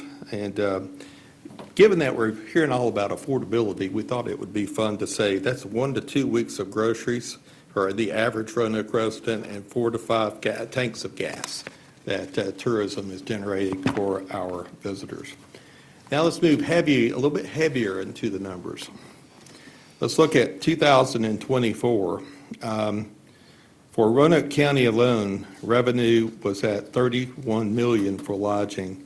That was up 10.8%, and that was in 2024. And then if you move forward and see this one, this is a big, huge number to feel good about. For the hotel revenue, we were at 34.8% over 2019, the year prior to COVID. And there are markets that I know out there that still have not recovered completely from the year prior to COVID. And so we're at 34.8% higher than what we were in 2019, and it was a record year. Moving forward into our lodging data, now we don't have December yet. We actually will receive December's numbers next week, but for January through November, our lodging revenue is up 7.3% in Roanoke County. And if you look at hotel performance, it's up 8%. So again, this is every year we're seeing this growth. And so people love us. They love this place. We have the most beautiful place in the world right here. I get to live over here in Cave Spring and see the mountains, and I'm so grateful to live here. And I tell my wife often, I said, people go places and rent a cabin just to have what we have every day. It's pretty cool. So let's look at our customers. We have 5,551 new customers coming to our website every day. That's like filling Lane Stadium over a 13-day period, and it's filling it up every 13 days. So these are people that are shopping us and loving what they see. What I want to do is ask Deborah to come up, because we're going to drill down a little bit more and show you we have some very sophisticated software called Symphony that's tied into tourism economics, and we can actually track and see the people that are coming and have a really good idea of what they're spending in Roanoke County. So, Landon, I really like the previous picture of Happy Hollow Gardens. Thank there you go. Absolutely. That's beautiful. It's beautiful.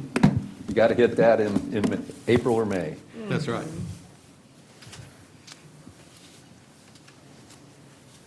Good afternoon. Thank you again for having us today.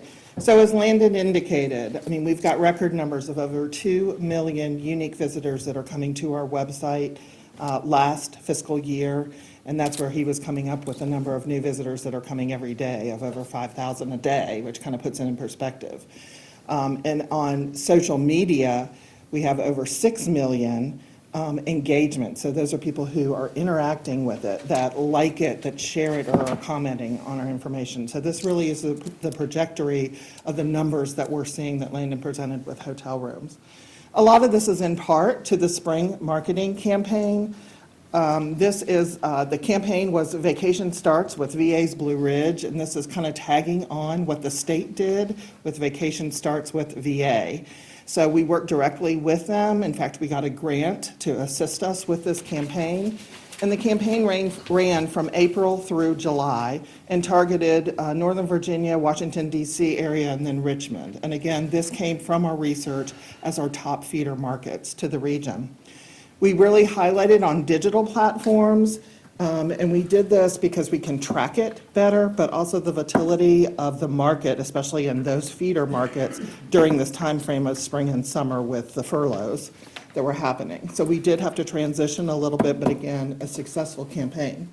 So we're excited to show these numbers. This is the first time we've really been able to tap in who has seen our ad, who has come to our website, and who has actually visited the region. So we can do that based on cell phones and credit card information. So again, this is a conservative number because it's showing that they actually came to the website and came out. There's so many other people that are actually seeing those ads and coming that might not have come to the website. But again, we wanted to have a conservative number to present to you today. So over 27,000 people actually came after seeing our ad. And then based on the state's numbers as well as our conversion study, an average party size is 2.2, and that spending is $306. So it shows a total economic impact of over $18 million that came from just this 4-month campaign. This campaign cost us about $650,000 that we did, so it is a significant return on investment. In fact, it is for Roanoke County specifically, direct spending to Roanoke County of $2.5 million, again, from a 4-month campaign. So we're excited to show that, if you look at your investment and that percentage that went into this campaign, that's a 17-to-1 return on investment. So we hope that you're pleased with that, and again, appreciate your investment in us. Other successful campaigns is the Restaurant Week, the first ever that we had for the full region that ran May 31st through June 8th. It was collaboration between VBR and economic development departments, including Roanoke County, which was quite instrumental in that. We had 77 restaurants, and of that, 14 of those were in Roanoke County. We plan on doing this again this year. We have more time to plan. We can look at what worked and what didn't, and hopefully that'll be more successful. We'll have more partners and restaurant partners coming in and more people going out to see them. Another successful campaign that we launched this year is the holiday marketing campaign. So this is similar. Again, we tried to reach a little bit closer in this time. Again, that worked well with the economy. So we were going like 2 to 3 hour radius at a max, opposed to even further. This ran from mid-October through December. And the goal was to boost that November, December kind of shoulder season for us to really get people here. And of course, Illuminates was huge as part of that, and we hope that you all saw those numbers as well. So again, we want to continue to see that. We have attached those same pixels like we did for the spring campaign. It's showing strong returns right now, but we will actually have those numbers next month, and we'll be excited to share those with you as well. Public relations complements everything that we do from a marketing perspective. We had 320 articles. Again, this doesn't just happen. This is us courting those people, having them come in, going to shows. Catherine Lucas is going to be going up to New York next week and has 25 appointments with some major publications there. So Roanoke County actually received 115 of those articles. They were mentioned in those articles, and the list of those publications are in your packet. We hosted 192 media. So that's people that are actually coming into the market. So that's where we'll start seeing even more articles that are coming out. Everybody says, oh, look, they mentioned it, and don't realize that there's a lot of work behind that in relationship building. Of that 192, 53 media came through the Mid-Atlantic Tourism Public Relations Alliance that we hosted. So that was like a big familiarization tour where we brought media in and really showcased the region for them. So again, we have gotten lots of articles off of that, and we'll continue to get that. So this is just some examples of some key names that I know that you all are familiar with. But again, please look at your packet in there for what was covered for Roanoke County. The destination brand alignment, I think you all have heard this. We've been working very hard on that all year. We appreciate your participation in that. This is where we are working in collaboration with the Roanoke Regional Partnership. And what we're really trying to do is unify that brand message, right? So we all are speaking from the same handbook, basically. We have that same narrative. We have that same sense of place, a similar look. So it'll start with us as the core, but then we'll be reaching out to our stakeholders and our corporations to try to get them to look at that buy-in. So again, we can have that consistent message. So this really, we talk about tourism as being the first date to economic development. This is us being more intentional about that. How can we get that message out there that ultimately we're bringing in tourists, but also potential talent acquisition and economic development? So stay tuned for that. We're finalizing that right now. We're at a brand toolkit is what's going to be coming in next. And then from that point, then we'll start sharing it and presenting that information. Community relations. What we do is all about our partners, right? Our partners are our products. We have 1,672 partners, of which 338 of those are in Roanoke County. We engage with those partners through meetings with our annual meeting that we hosted up at Braylock, our partnership summit here. We may see somebody we recognize in this picture here with Megan, but that was at Holiday Inn Hotel Tanglewood, and then just our general networking that we do with our different market segments. Our visitor center, of course, we have that open 7 days a week. We reach over 12,000 visitors coming into the visitor center. But we take the show on the road, per se. We have booths at about 32 different events around the region. So we're trying to get the information out. So we're reaching a minimum, and again, conservative number of over 17,000 people that way as well. Our group business is very important to us. With our meetings, we hosted 61 meetings. We serviced 64. We had over 20,000 room nights and over 14,000 attendees that came in for meetings.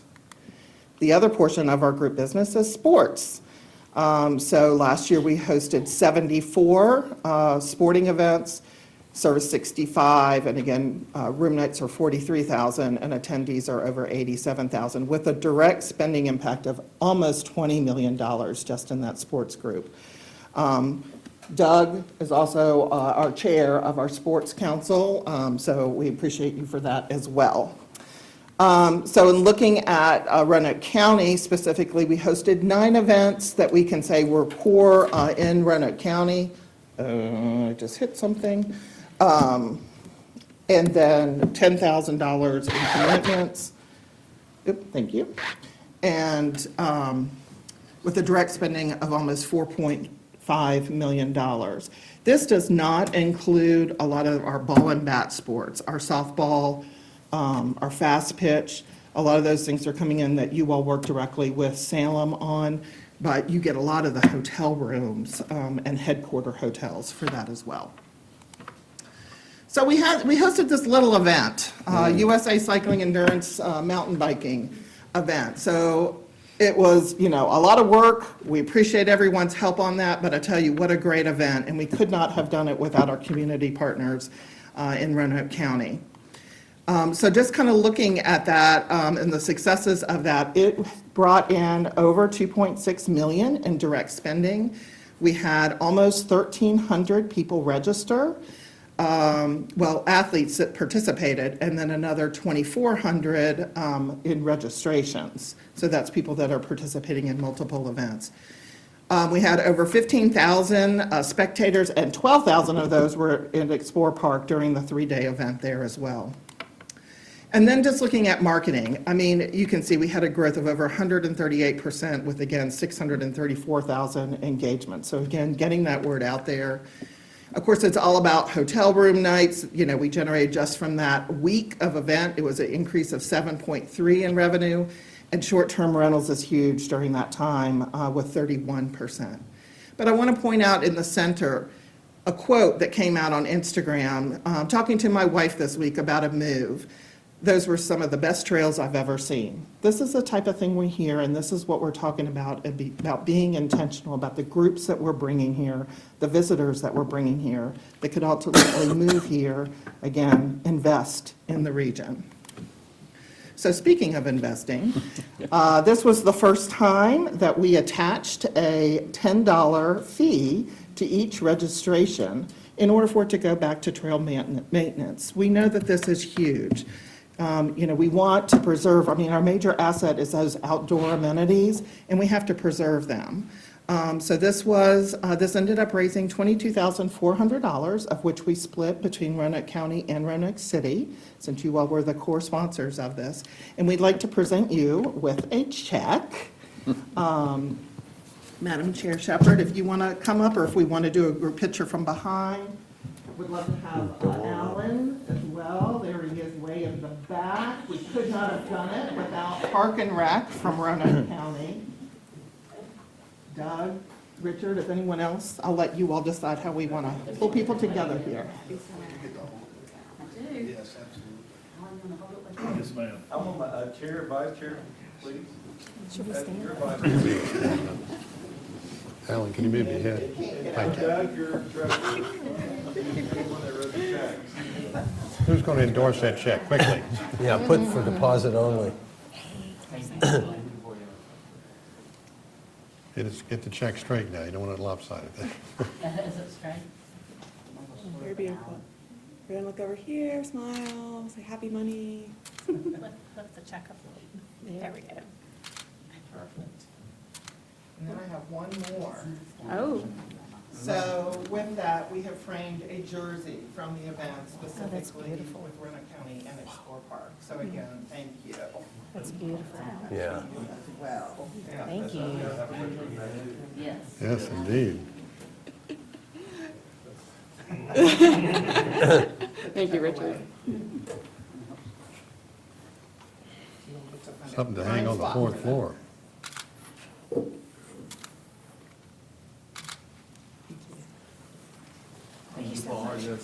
Thank you. Yeah, yes, Sonny. We appreciate Thank you, it. Sonny. Good to Sonny. see you. That's it. Thank you for your support. Thank you. You wait. Good job, Landon. Thank you, Madam Chair. Any questions that you might have, we'll be more than happy to try to answer. The comment? Yeah, I'll go ahead and start. Hey, I was making some notes, and a couple of the unsung heroes of the mountain bike. Y'all know that I'm a mountain bike fanatic. And we have 3 great places to go: Carvin's Cove, the city with their track down there, and then Explore Park, but Mill Mountain also, and did a fabulous job. But one of those unsung heroes is one of our homegrown, Gordon Wadsworth. Yeah. National champion, Absolutely. 6 or 7 time, and understand he helped lay out the course Yes. at Explore Park, and that was a phenomenal track and how they set that up. Look forward to seeing them back there, and I love putting those jerseys on, the red, white, and blue jersey on. Thank you for inviting us to do Absolutely. that, Thank you. participate. That was a lot of fun. Landon, you said we need more motels, hotels in the region. Yes. And so whenever we have rezonings and we're hearing from the NIMBYs, I want you to come and bring everybody over here and let them know that we need more hotels. And maybe we might end up with one in Explore Park one day. Mr. Blunt. Well, and I will tell you that given the destination alignment plan that we're working on with the regional partnership, we're going to be identifying industry clusters that we're really going to be focusing in on. And we need that space in order to even draw industry in here. Yeah. And another hidden gem that you guys provide is all this contact, all these people coming in, it increases our air travel into our fly ROA. So, we're trying to promote and get that runway extension going, and so that's a big help. So your partnership with Roanoke Regional Partnership and others will really help. And then the last thing, we still have the women's national team here. Yes. Right? The cycling Absolutely. team. Yes, they had just won big this past week. I mean, Yeah. So lots of great things going on to help promote recreation, cycling, and just all the other things you mentioned. So congratulations. Glad you were here. Great report. Thank you, sir. So just real quick, because that was very thorough, but we love it when you come and you bring us that good news and you give us the numbers that show that our investments are really bringing back great numbers for us. You're promoting us well. People are excited about coming, and we appreciate you. Thank you for all you do for us. Well, thank you. And we have a beautiful place here. And I loved all the McAfee Knob pictures. Well, and I will tell you, we found with meeting planners and sports planners, 9 out of 10 times, I would say that when they come here, we close the sale. As soon as they see it, they want to come. That's great. Thank you. The pictures are beautiful, the presentation was thorough, it was in-depth, but the driving force behind all of this is the numbers. But beyond the numbers is the economic impact. Yes. When you go to Richmond to ask for money, one of the first questions a business-minded legislator is going to ask is, what's the economic impact? If you're standing there and don't have that number, your proposal is likely dead on arrival. Mm-hmm. So kudos to the economic impact. At the regional partnership, they do a great job working on economic impacts as well as you. Mm-hmm. And so too does the Roanoke Valley Allegheny Regional Commission. So when you're asking for $7 million or $47 million in the case of the airport, which will have budget amendments carried by a senator and a delegate from this area to help approve the airport, this data you got needs to, as soon as you leave here, you need to drive to the airport and give this presentation to Mike Stewart. Yeah. Because he needs that in his hip pocket when he's dealing with the airlines and everybody else he works with daily. So great story, great information. We've got it here. I would like to ask a question for our chair. She's got some socks too, like you left up here, but do you have any Crocs? Yes, I love Crocs. She wants some Virginia Blue Ridge Crocs. We'll have to know. For her socks. Yes, good to know. Yes, I will be waiting on those. That's right. Anyway, Look at the pins that you put in There you go. Yes. Yeah. That works. as pretty as the pictures are, the numbers tell the real heart of the story. Thank you very much. Thank you, sir. We appreciate the entire presentation. You've done a great job. And there's a couple things that I want to ask. One is when you start planning the national championship for next year, please make sure that you reach out to Mr. David Radford down here because he does want to participate. Absolutely. And he is going to, he wants to ride in it and he wants to represent Roanoke County. There you go. Sounds So, good to me. I'll Please sign make up. sure you reach out to him. Do not forget. In the e-bike division. Yeah, there you go. And also make sure it's the senior division and make sure you get him to sign a release first. would you? And with that being said, you keep bringing all of this in because the Explore Park is in my district and I love to see, now that we own it, I love to see everything going on there. Absolutely. And you just keep bringing them in and thank you so much. Thank you all so very much, each and every one of you. It means a lot. Thank you. Thank you. Thank you. Okay, item 2, briefing by the Roanoke Valley Allegheny Regional Commission, Jeremy Holmes, Executive Director, RVARC. Hello. Hello, good afternoon.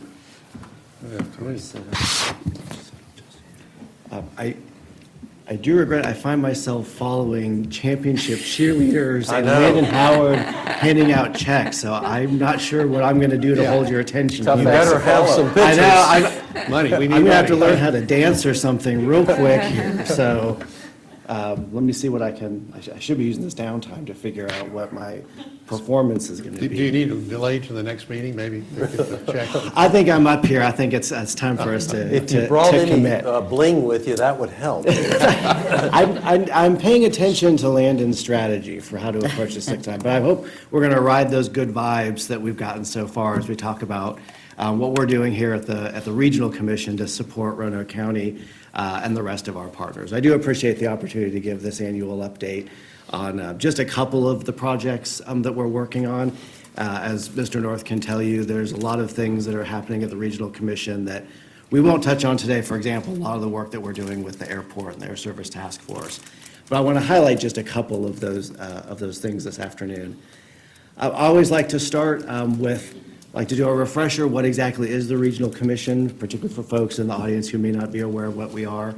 Our job is to convene our member governments around issues of greater than local significance. So what are the things that you and your neighbors and our other partners in the region, those challenges, opportunities, and issues that we're facing that we can help convene solutions around? Sorry, as Mr. North knows, I'm coming over a cold, so I apologize if I cough into the microphone more than once today. About half of our work in that space is in transportation, so we do a lot with funding and planning and policy around transportation in the region. We'll talk about some of those items specifically in a minute. Increasingly work around community development and economic development in some of those precursor areas, housing, childcare, resiliency, recreation, tourism, that adjacent to some of the stuff Landon was just talking about that help make this place a great place to live and where people want to move and start businesses. A lot of our work you can view as we try to help make sure that programs and projects as much as possible are delivered as efficiently as possible in our region so that we're not duplicating efforts across our member governments and that we can help you and taxpayers and businesses save money to make sure we get good things done in the region.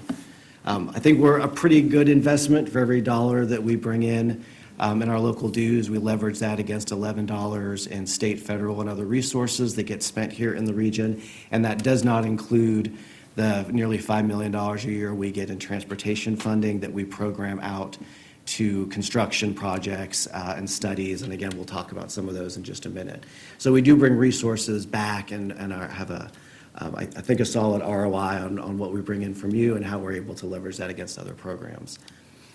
The Regional Commission is a cooperative. It is a cooperative effort of leaders across the valley. So I always like to take a moment to recognize the folks who show up every month, sometimes way more often than every month, to meet with the other regional leaders and talk about these issues and find these solutions. So Chair Shepard, congratulations on your first meeting as chair. Supervisor North, Supervisor Radford, your service on the commission and the TPO is very much appreciated. You help make sure things get done. Mr. Mahoney, your work on the SEDS committee, moving that project forward. I think Mr. North deserves a special recognition. He's also chair of our legislative committee, works on our Air Service Task Force, and is chair of the TPO. So he might spend as much time with me as he spends with you all in Roanoke County, moving a number of regional projects forward. The 3 this week. Yes, yeah, well, and our executive committee, I forgot to mention that one. So since we talked about Explore Park, I do want to lead in with a thank you. Roanoke County hosted our 56th annual dinner for the Regional Commission this last October at Explore Park. It was a really, really great event. We really appreciated Mr. Blunt's help getting us there. He and Mr. North did a great welcome, talked about the importance of Explore Park to the county and to the region, and this was just after it did become finally officially owned by Roanoke County, so it was a great way to highlight that.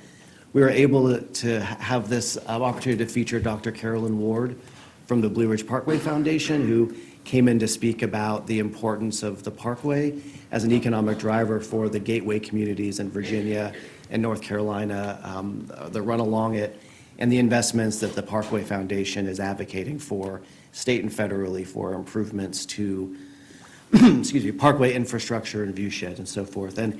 And we've hosted a lot of events over our years, and so far this is the one that folks said is their favorite. So I expect we will be coming back to Explore Park. It really was a really great event and a way to celebrate regionalism. So in some of the projects I want to highlight today, I mentioned about half of our work at the commission is around transportation. We do, the last several years in particular, we've been very much focused on working on the smart scale process with the Commonwealth Transportation Board and our partners in VDOT. Again, this is a lot of work that Mr. North has spearheaded as we've addressed, tried to address policy changes at the state level that have affected how transportation projects get funded in Virginia, and where some of those changes have made us not as competitive against other areas in the state. We worked last year on a lot of work with the Commonwealth Transportation Board on some of those policy changes. We ameliorated, we think, some of the worst ones, but nonetheless, as many folks know, we did not get a single transportation project funded in our region through the last Smart Scale round. So as a result, we worked with our CTB board member, Ray Smoot, and we were the first region in the state to have OIP, Office of Intermodal Planning and Investment, come in and provide a really in-depth analysis of what happened, how would our projects in the previous round have scored under the new rules, and what should we be doing as a region for project development to be more competitive in future smart scale rounds. We spent a lot of time with OIP. They went really deep into the numbers, project evaluation, and we're using that as our work at the TPO to really help with project development in the coming smart scale round to try to be more competitive and make sure that we don't get left out with this next funding opportunity.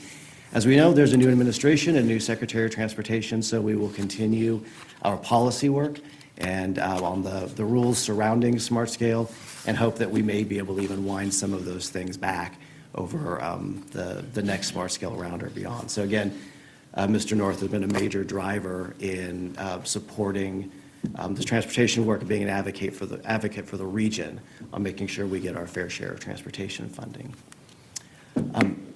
Another area that we support the county and the region on, our work on the Roanoke River Blueway Committee. This is a group of folks, member localities just along the Roanoke River. We convene this group that supports marketing and infrastructure improvements along the river to help develop it as a recreational amenity.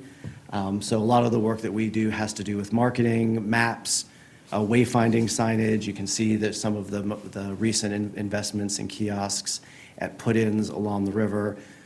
You see one of our last major projects was a $10,000 investment in Wayside Park for the access improvements there that came through the Blueway Committee. We're also doing a lot of policy work there again. The Niagara Dam relicensing between FERC and the Appalachian Powers Recreation Plan has a huge impact on how the Roanoke River can be used for recreation and tourism. And so Amanda McGee and our staff has been primarily engaging on behalf of the region with those regulatory bodies, just to make sure that we can continue accessing the river as a recreational amenity. We continue to do the marketing, and we are in the process of updating the website and developing new brochures, but this connects a little bit to what Landon was just talking about. This is a major recreational amenity, not just for our citizens, but a tourism draw. And so this is a group that continues to make investments to promote the river, which not that long ago was viewed as sort of the backyard for a lot of industrial sites, and now it's a real shining jewel of how we draw people and keep people in the region and provide outdoor recreation opportunities.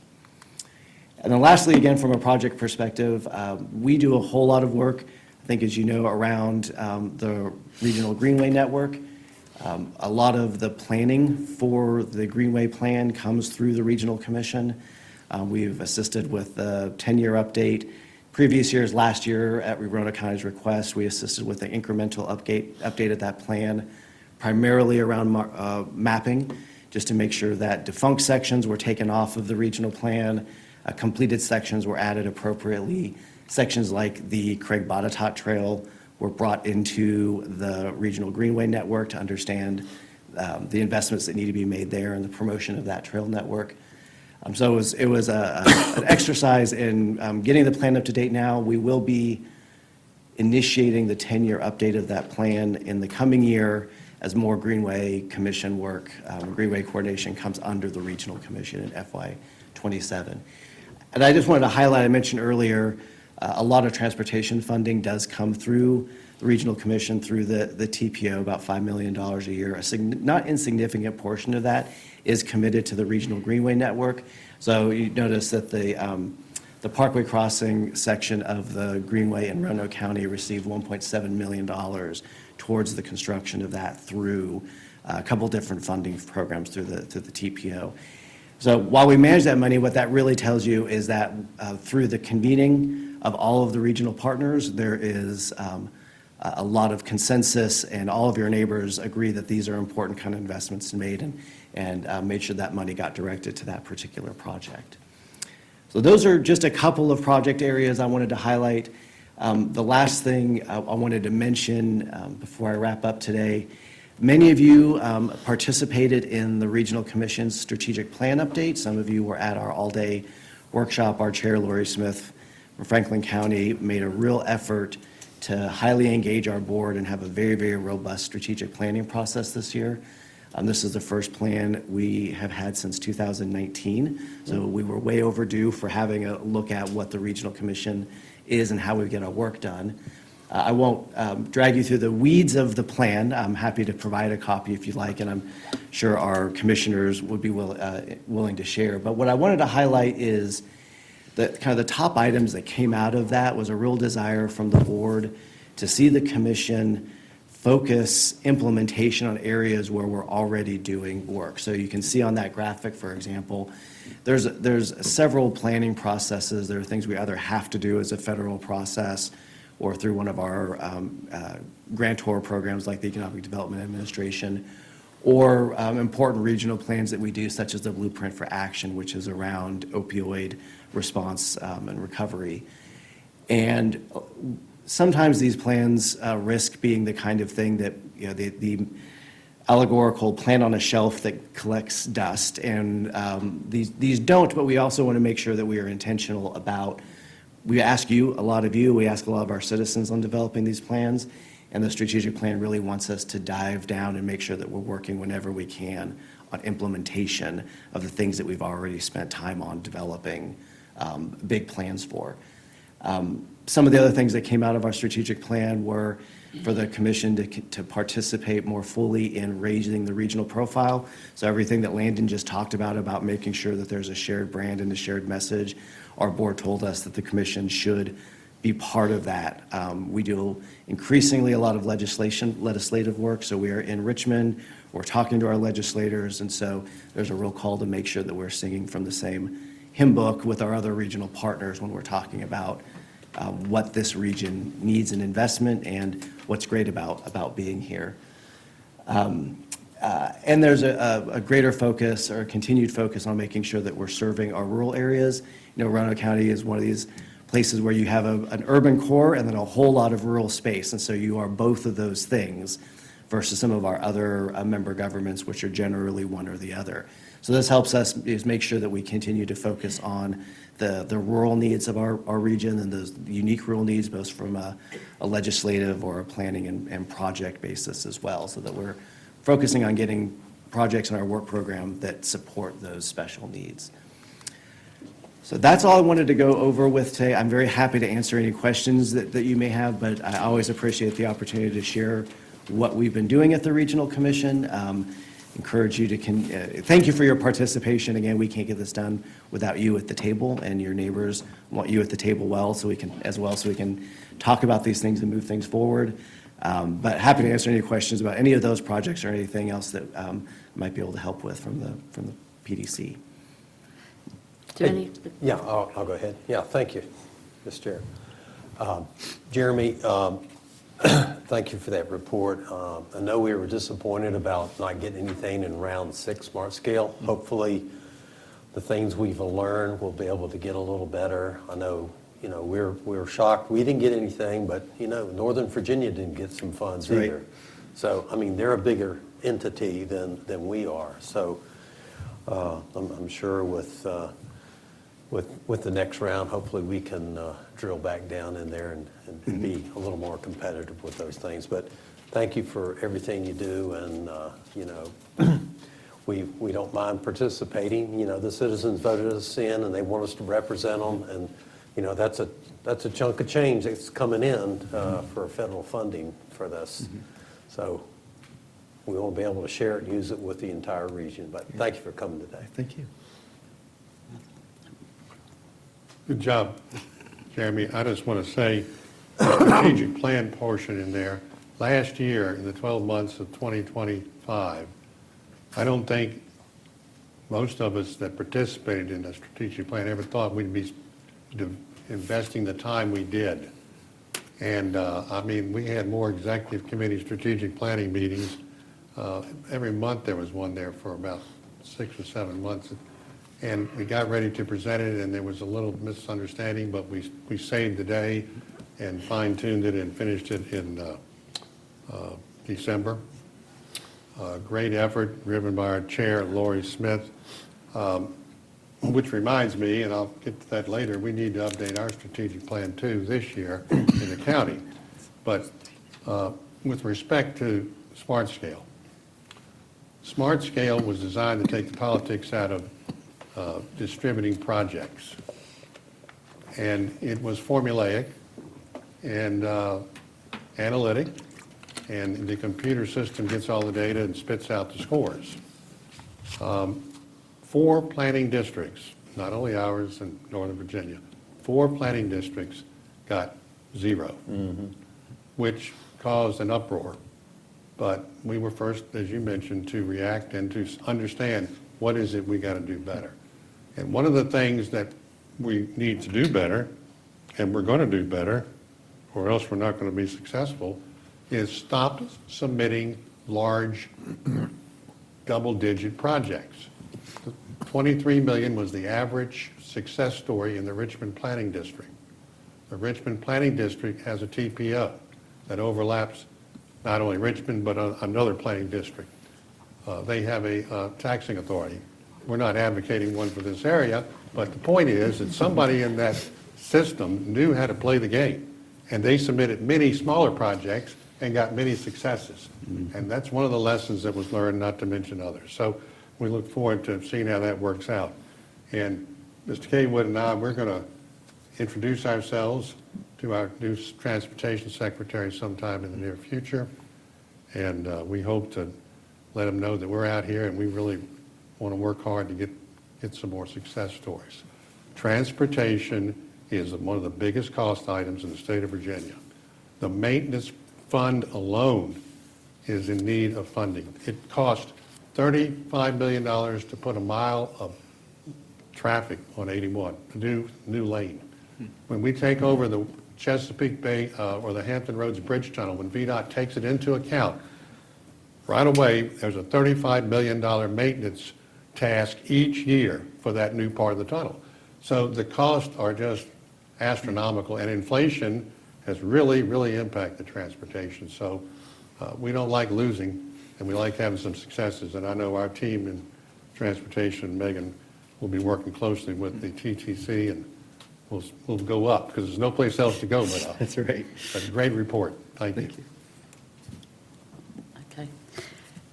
Thank you for all of your hard work. I see myself how much goes on behind the scenes and with everyone that participates in it. So I appreciate the presentation. I appreciate your hard work, and thank you for coming out today. Well, thank you very much for having us and your participation. Thank you. See you next year. Well, next week. Next week. Yeah. See you Thursday. Yeah, Thursday. Item G, appointments. Do any board members have an appointment that has not been given to the clerk and included in the board report for agenda item G? Nope. Is there a motion to approve the list of appointments set forth in the board report for item G? Motion. Second. Is there any discussion? Will the clerk please call the roll? Mr. Radford, Yes. Mrs. Hooker, Yes. Mr. North, Yes. Mr. Mahoney, Yes. Mrs. Shepherd. Yes. H, consent agenda. All matters listed under the consent agenda are considered by the board to be routine and will be enacted by one resolution in the form or forms listed below. If discussion is desired, that item will be removed from the consent agenda and will be considered separately. Does any board member wish to remove an item from the consent agenda for discussion? Madam Chairman, would you please remove item H2 from the consent agenda? Item H2 will be removed. Is there a motion to adopt all matters on the consent agenda excluding H2? I move the motion. Is there a second? Second. Is there any discussion on the motion? No? Will the clerk please call the roll? Mr. Radford? Yes. Mrs. Hooker? Yes. Mr. North? Yes. Mr. Mahoney? Yes. Mrs. Shepherd? Yes. So cover H2. So now we need to cover H2, and I'm going to give the floor to Supervisor Mahoney. Thank you, Madam Chairman. The board may recall last month, I asked that we discuss this item at our second reading. What this item is it's appropriating $107 million from year-end funds to Roanoke County Public Schools. My question and my concern was, we have learned and we know that there are many activities that the county provides Roanoke County schools that are what I would call in some respects sort of back office kind of administrative functions that supports our schools, but then is not necessarily recognized, acknowledged, or otherwise adjusted. And so I had asked county administrator and county staff to try to put together a report for the benefit of the board for some of the shared services that Roanoke County provides our school system. And over the holidays, I know it was difficult for staff to put that report together, but we do have sort of a rough draft estimate at this point that's almost $5.2 million that Roanoke County government provides to support Roanoke County Public Schools over and above the appropriations for other activities for the schools we provide every year. And don't get me wrong, this is not a criticism. I think this is positive. I think there are areas where we can collaborate more closely with the school system.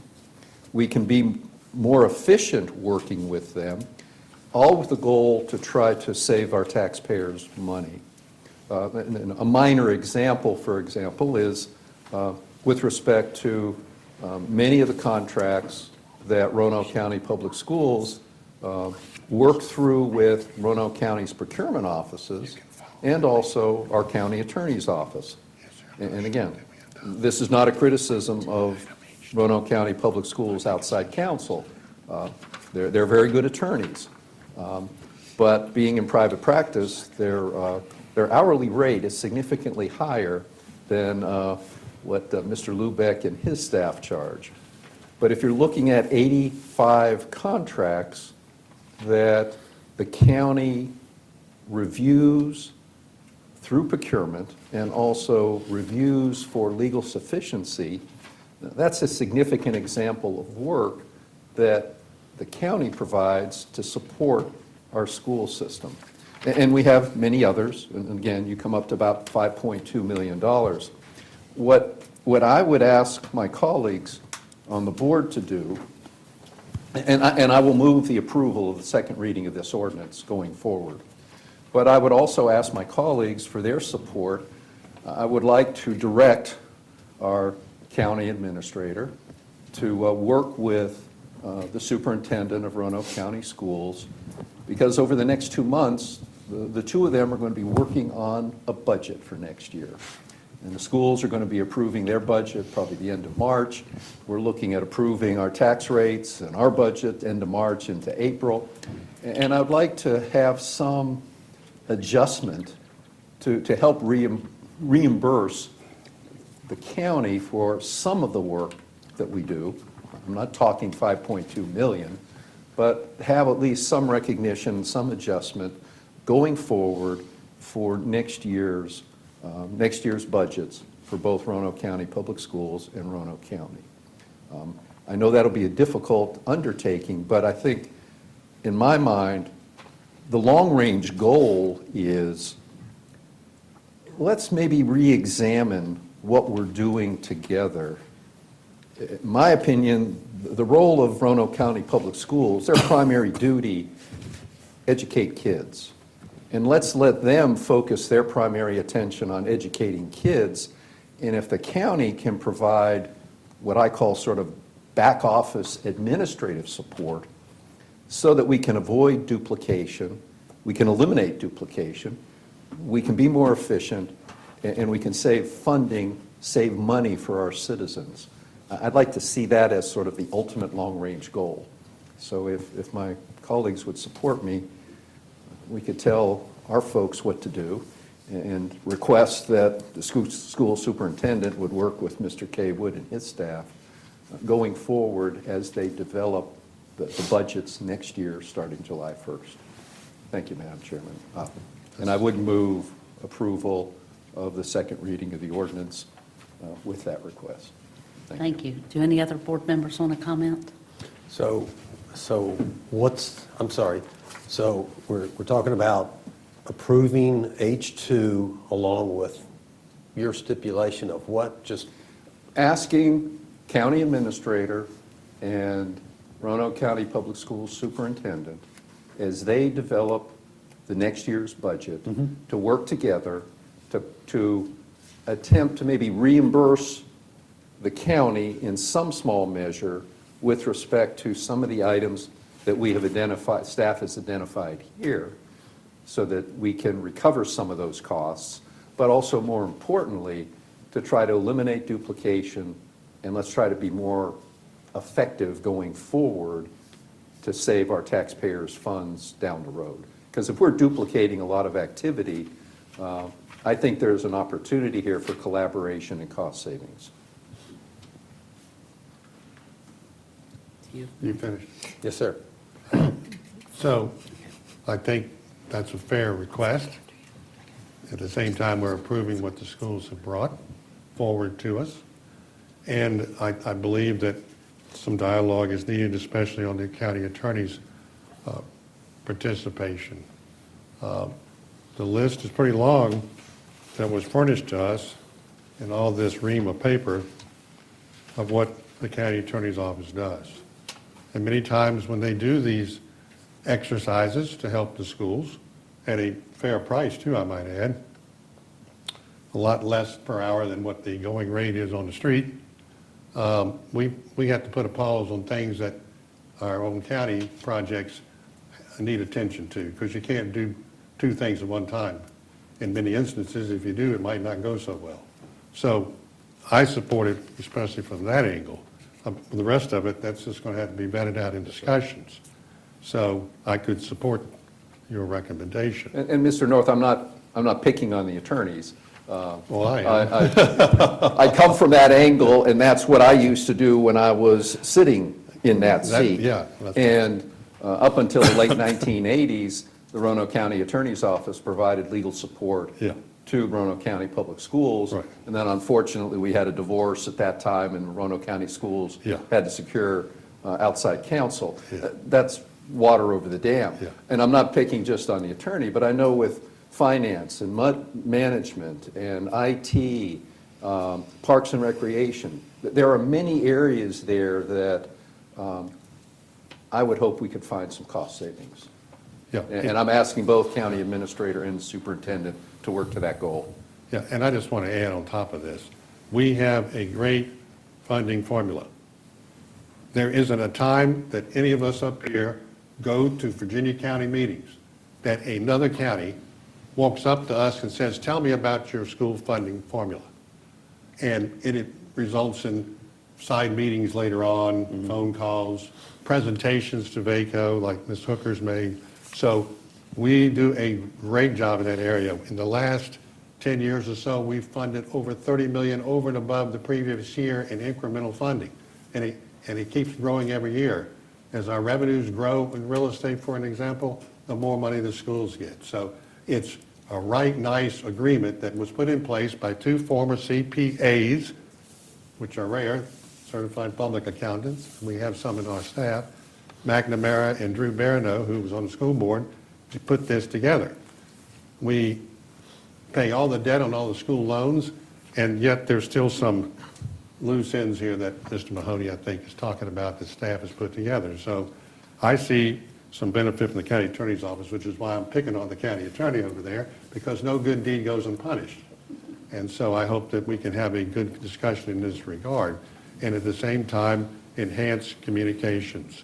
I am sad to say that I read on Facebook posts that just ain't so, with people telling us about how much revenue Roanoke County increased year over year. Well, guess what? The schools get their fair share of that.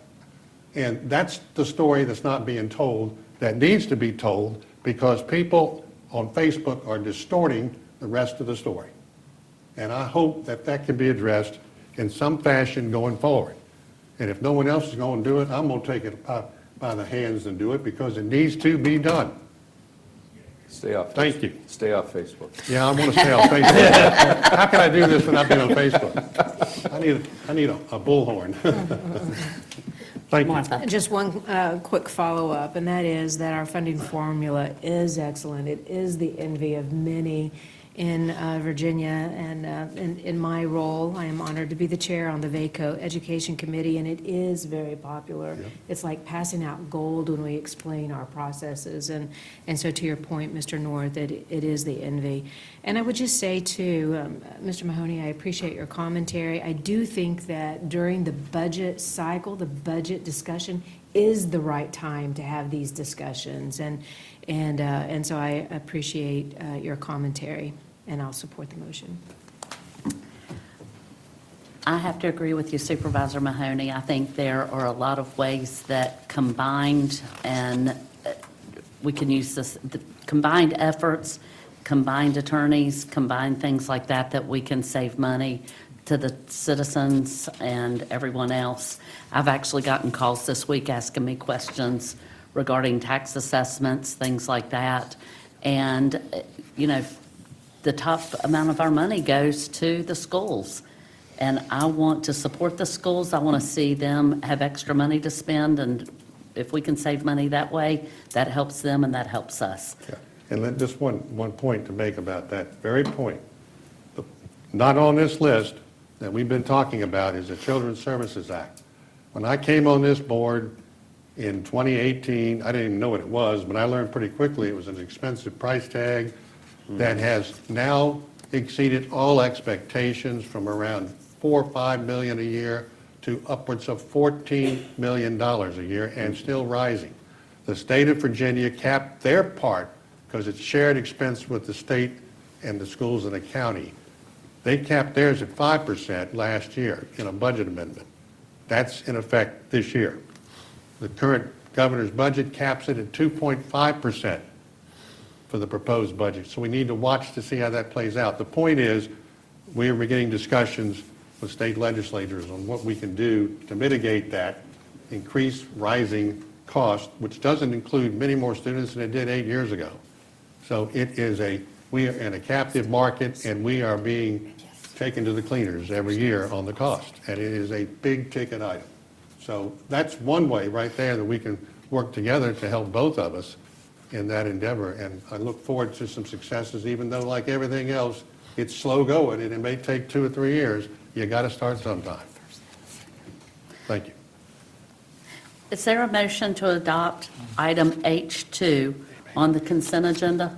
Yes, ma'am. So moved. Is there a second? Second. Is there any discussion on the motion? Will the clerk please call the roll? Mr. Radford, Yes. Mrs. Hooker, Yes. Mr. North, Yes. Mr. Mahoney, Yes. Mrs. Shepherd. Yes. Item I, citizens' comments and communications. This time has been set aside for Roanoke County citizens, county property owners, and county business owners to address the board on matters of interest or concern. While the board desires to hear from all who desire to speak, This agenda item is limited to a duration of 30 minutes. Each individual speaker shall be afforded 3 minutes to speak. Are there any citizens wanting to address the board that have not submitted a form? If any citizens have submitted a form to speak, we appreciate all who have come to address the board today. When your name is called, please come forward and state your name and address prior to sharing your comments. As previously noted, each person is permitted to speak for up to 3 minutes. At the front of the podium is a light system that tells you how much time you have remaining. When the light changes from green to yellow, please share any concluding remarks. When the light changes from yellow to red, your time has ended. While the board desires to hear from all who desire to speak, we ask that speakers refrain from repeating comments already made by others. I have one person, Caleb White.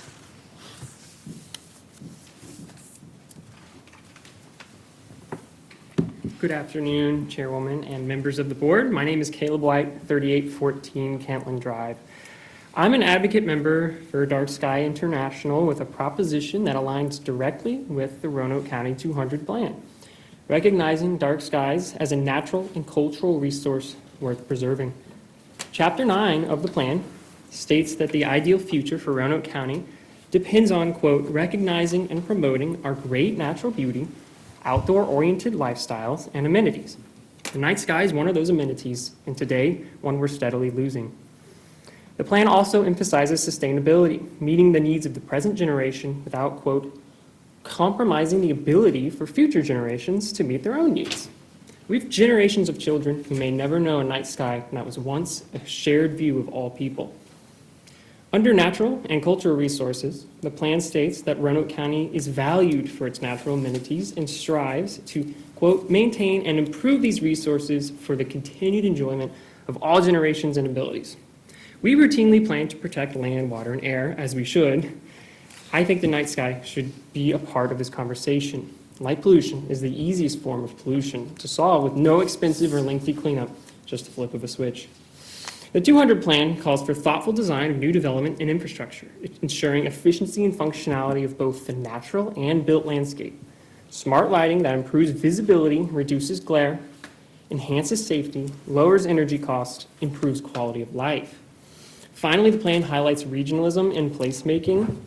Restoring and protecting dark skies presents a leadership opportunity for Roanoke County to distinguish ourselves as a place with healthy, beautiful nights, and to expand our outdoor tourism and recreation opportunities after dark, something the public has shown interest in recent years with comets and increased auroral activity. Albemarle County has added dark skies as a cultural and scenic resource to their comp plan. They cite lighting principles outlined by Dark Sky International as actions to achieve the objective to reduce light pollution while balancing the need for nighttime lighting. I'm asking the board to consider recognizing dark skies as a natural and cultural resource in the county's 200 plan, to support lighting policies that reflect the values enumerated by the vision, goals, and measurable outcomes in the county's 200 plan. As an advocate member of Dark Sky International, I offer myself as a resource on this journey to add dark skies to Roanoke's quiver of scenic and natural resources.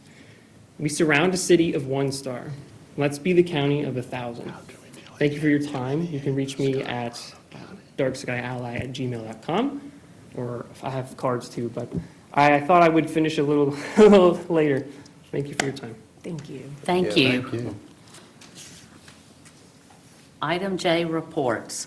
Is there a motion to receive and file the reports that have been included with the agenda under item J? So moved. Motion. Is there a second? Second. Is there any discussion on the motion? Will the clerk please call the roll? Mr. Radford? Yes. Mrs. Hooker? Yes. Mr. North? Yes. Mr. Mahoney? Yes. Mrs. Shepherd? Yes. Item K, reports and inquiries of the board member. Phil? Thank you, Madam Chair, and congratulations. Thank you. On 12/18/25, after our last meeting of the year, many of us attended the Roanoke Airport announcement of a new nonstop service between Roanoke and Dallas-Fort Worth, which will start in June of '26. Now, Mr. Radford was very disappointed. He wanted Denver. So I think they're working on that for you. Yeah. Okay, so, but we got to use the service that we get, and we hope that's a success. We will help increase service at Roanoke Airport and expand demand towards building a case for airport terminal improvements amounting to $47 million and long-term runway extensions. So more to come on that. Yesterday, in fact, it did happen yesterday, the Air Service Task Force that Jeremy talked about with the Regional Commission had a roundtable discussion and learned that a state senator and a state delegate will be carrying budget amendments for funding of $47 million for the airport improvements and also $7 million so we can do the study that's required to extend the runway to be in compliance with the Federal Aviation Administration's master plan requirements. So that'll probably take about 4 to 6 years, I would say. And I mean that seriously. And on December 19th, the last day of the year, before I got sick, the fire and rescue graduation, class 40, took place, and there were 16 new graduates from the county, and I'd like to read their names if I don't mind. Chief, you don't mind if I do that, do you? Good. The Roanoke County Fire and Rescue graduates in school recruit class 40 were Albert Bailey V, Judah Boss, Corey Crawford, Seth Dewey, Rebecca D. Gregorio, Sierra Etheridge, Reuben Ferris, Jacob Flora, Shane Gibson, Luke Hartsfield, Madison Hollins, Mason Maples, Ryan Ruth, who's the shoe doctor's son, Gabriel Slusher, yeah, Matthew Wheeler, and David Witt. So congratulations to all of you, ladies and gentlemen, for graduating Fire and EMS. Go Fire and EMS. Thank you. Lastly, I want to just mention something because people forget. You know, we all are human, we forget. So opened up my assessment bill the other day, and you know, I fell down, got up off the floor, and saw it was a big old fat 8%. First thing I do is calculate how much more money is that going to mean? Well, it's $350 more. So I looked at my chief financial officer, Bonnie North, and I said, how's the numbers looking? She says, I think we can take care of that. I said, well, the rate is only $1.03. It was $1.04 last year. Well, I went back and calculated something else that nobody probably thinks about doing, and so I want to share this with everyone today. This board, the board that's sitting up here right now, has cut for the last 3 years a total of 6 cents from $1.09 to $1.03.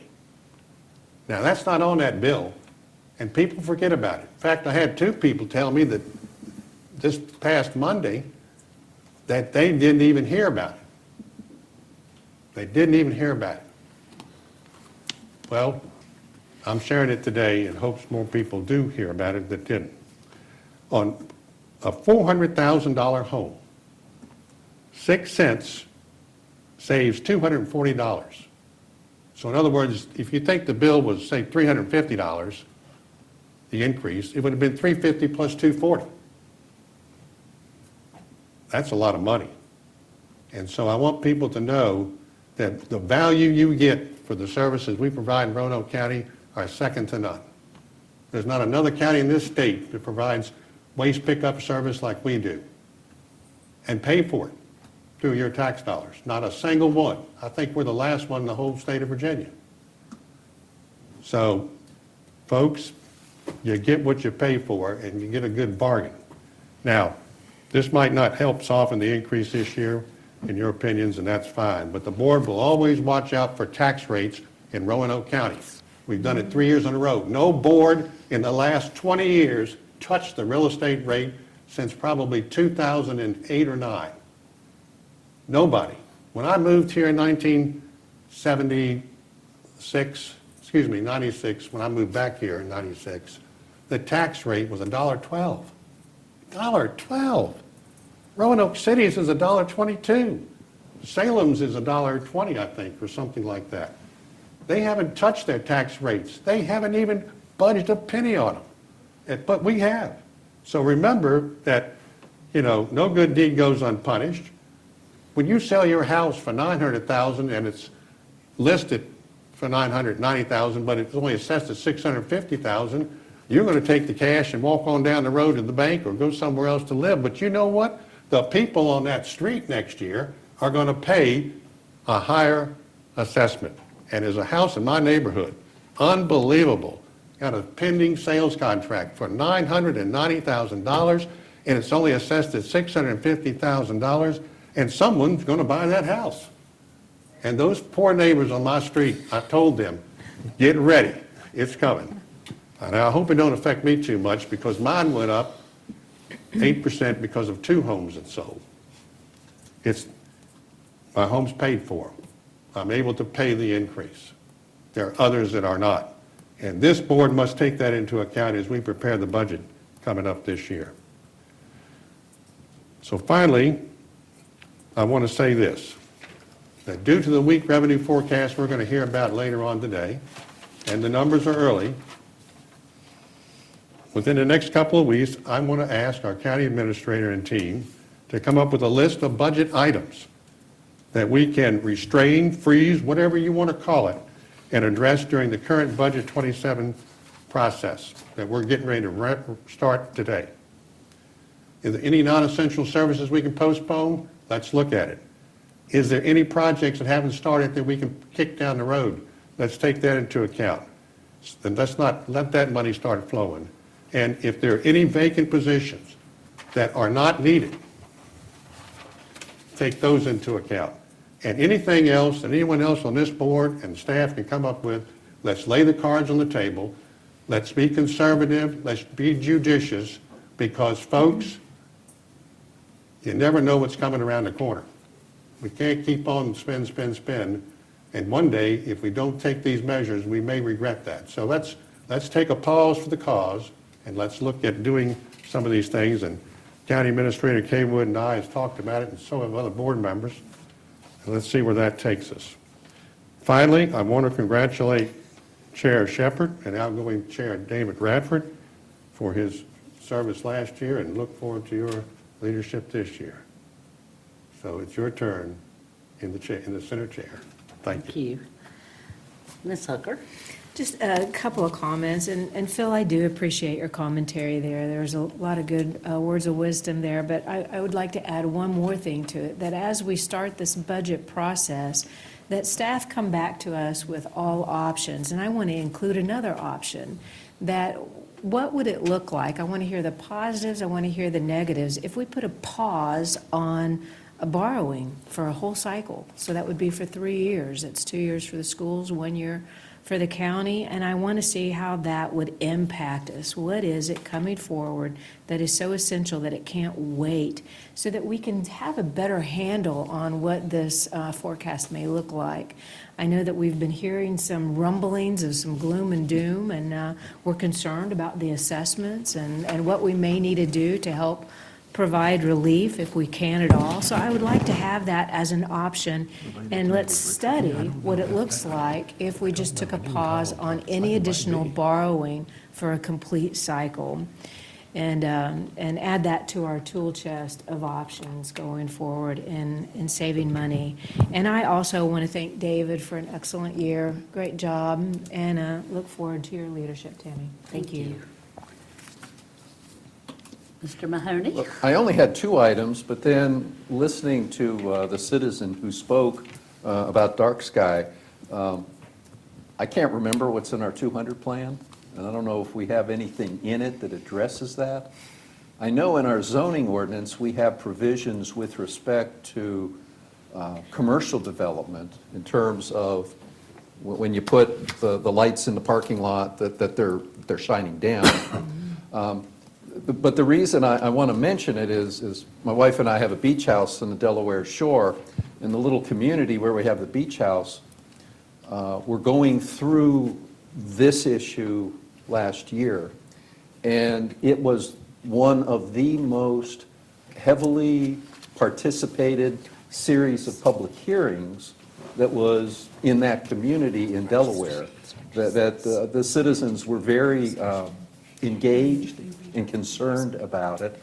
So thank you for sort of reminding me of that, and I'd like to look at our 200 plan look at our planners over there and see what we can do. But thank you. My second issue is the voice of doom. I want to remind everybody under item J2, our debt is currently at about $262 million. So, Ms. Hooker, I agree that maybe we could do a pause on some of our borrowing as we go forward. And then finally, I did not pull this off the consent agenda, but I'd like to direct the board's attention to, I think, item H11. That was a resolution honoring and recognizing Fred Corbett. I don't know if many of you know him. He could not be here today for the resolution. Fred and his wife, they live, oh my gosh, maybe a mile away down Starkey and Crescent Heights. If you read the resolution, you will see all of the volunteer service he provided Roanoke County and Roanoke County children. And he was very engaged in Little League Baseball, very engaged in the park, recreation, tourism, the Club President's Council, very engaged in Parks, Recreation, Tourism, the Advisory Commission. I can remember when our middle son was playing Little League Baseball, and those of you who live in Southwest County, the war between Cave Spring National and Cave Spring American League, I don't want to revisit those wars, but they were part of what was occurring in those days. And I know, Mr. North, when you were involved in Vinton, in that part of the county. I worked with Fred for 2 years on Little League, too. Fred, again, I want to recognize Fred because, oh my gosh, Alan, what, 40 years? 40 years of volunteer service to the children in our community. That's great.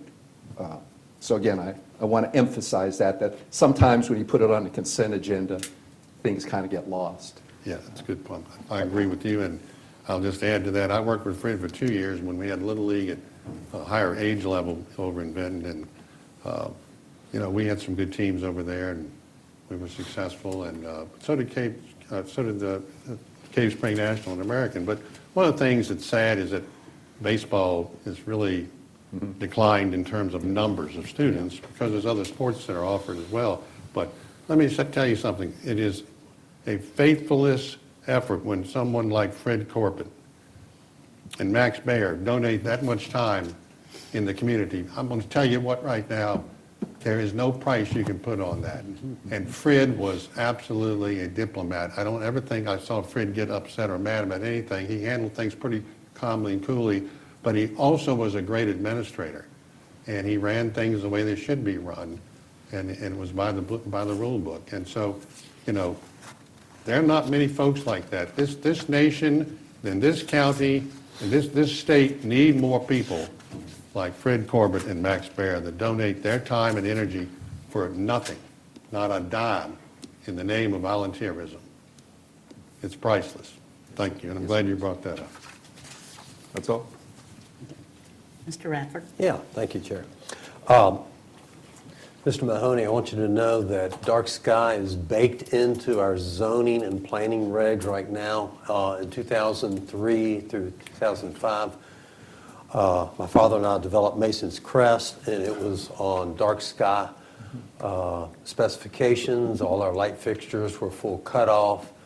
We even went out and visited Boulder, Colorado, and found the lights that we wanted to use for the community along the Greenway Trail, the walking trail. So we much appreciate that, and I think I'm pretty sure it's baked in there. We've already do it. A lot of our houses, we put full cutoffs on even our custom homes. I thought it was, but I couldn't pull it up. Yeah. I too want to address the assessments because they've been coming out, and Mr. North, I'm right at that 8%. I'd rather have your $350 than what I've got to pay, but I have had to answer some phone calls and some emails, And one thing that just, as everybody in Roanoke County gets their assessments, I've had questions about how they're assessed, and they're based on market value, whether it's 2 sales in your area, but the entire area. And what I try to tell the citizens is that assessment is based on the $1.03. That hasn't been locked in yet. We vote on that in April or May. So we don't know what the final number will be. And that's why we go through the budget. So it might not be as bad as we think it is. It might not be 350, his example that he used.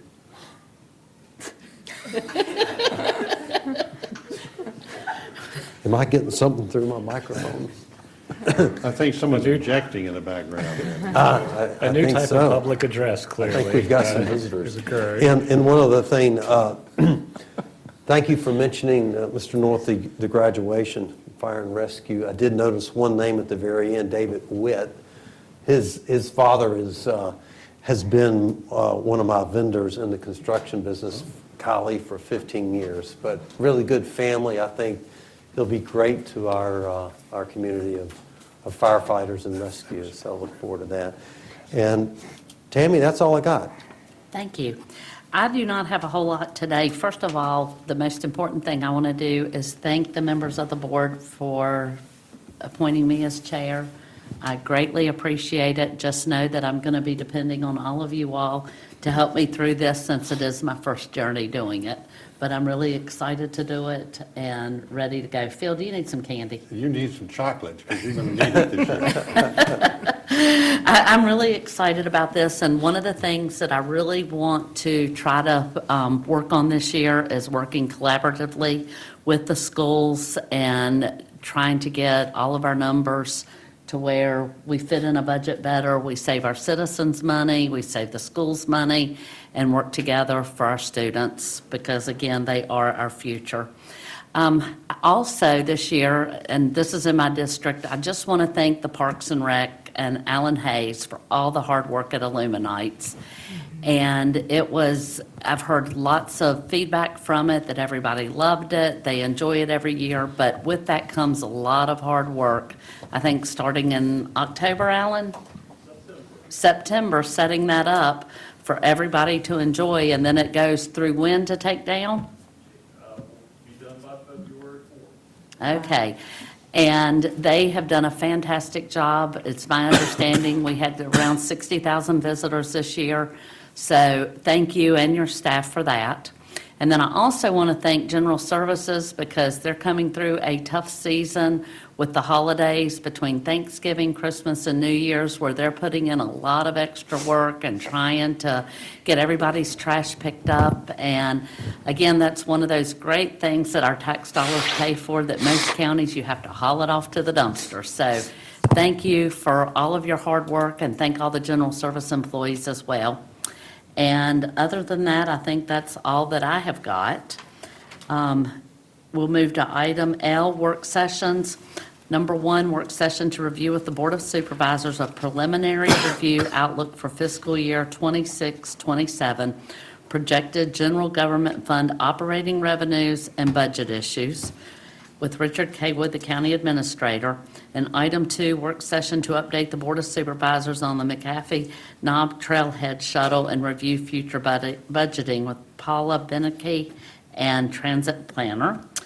Momentarily, the board will recess to the 3rd floor for the work sessions. However, before doing so, I'd like to move that the board go into closed session upon the completion of the work sessions. Item M, closed meeting. I move to go into closed session pursuant to Code Section 2.2, 3711A5 of the Code of Virginia for discussion concerning a prospective business or industry, or the expansion of an existing business or industry, where no previous announcement has been made of the business or industry's interest in locating or expanding its facilities in the community. The board will discuss potential business location or expansion in all 5 magisterial districts. Is there a second? Second. Will the clerk please call the roll? Mr. Radford? Yes. Mrs. Hooker? Yes. Mr. North? Yes. Mr. Mahoney? Yes. Mrs. Shepherd? Yes. The board will now recess to the 3rd floor for the work sessions and closed session.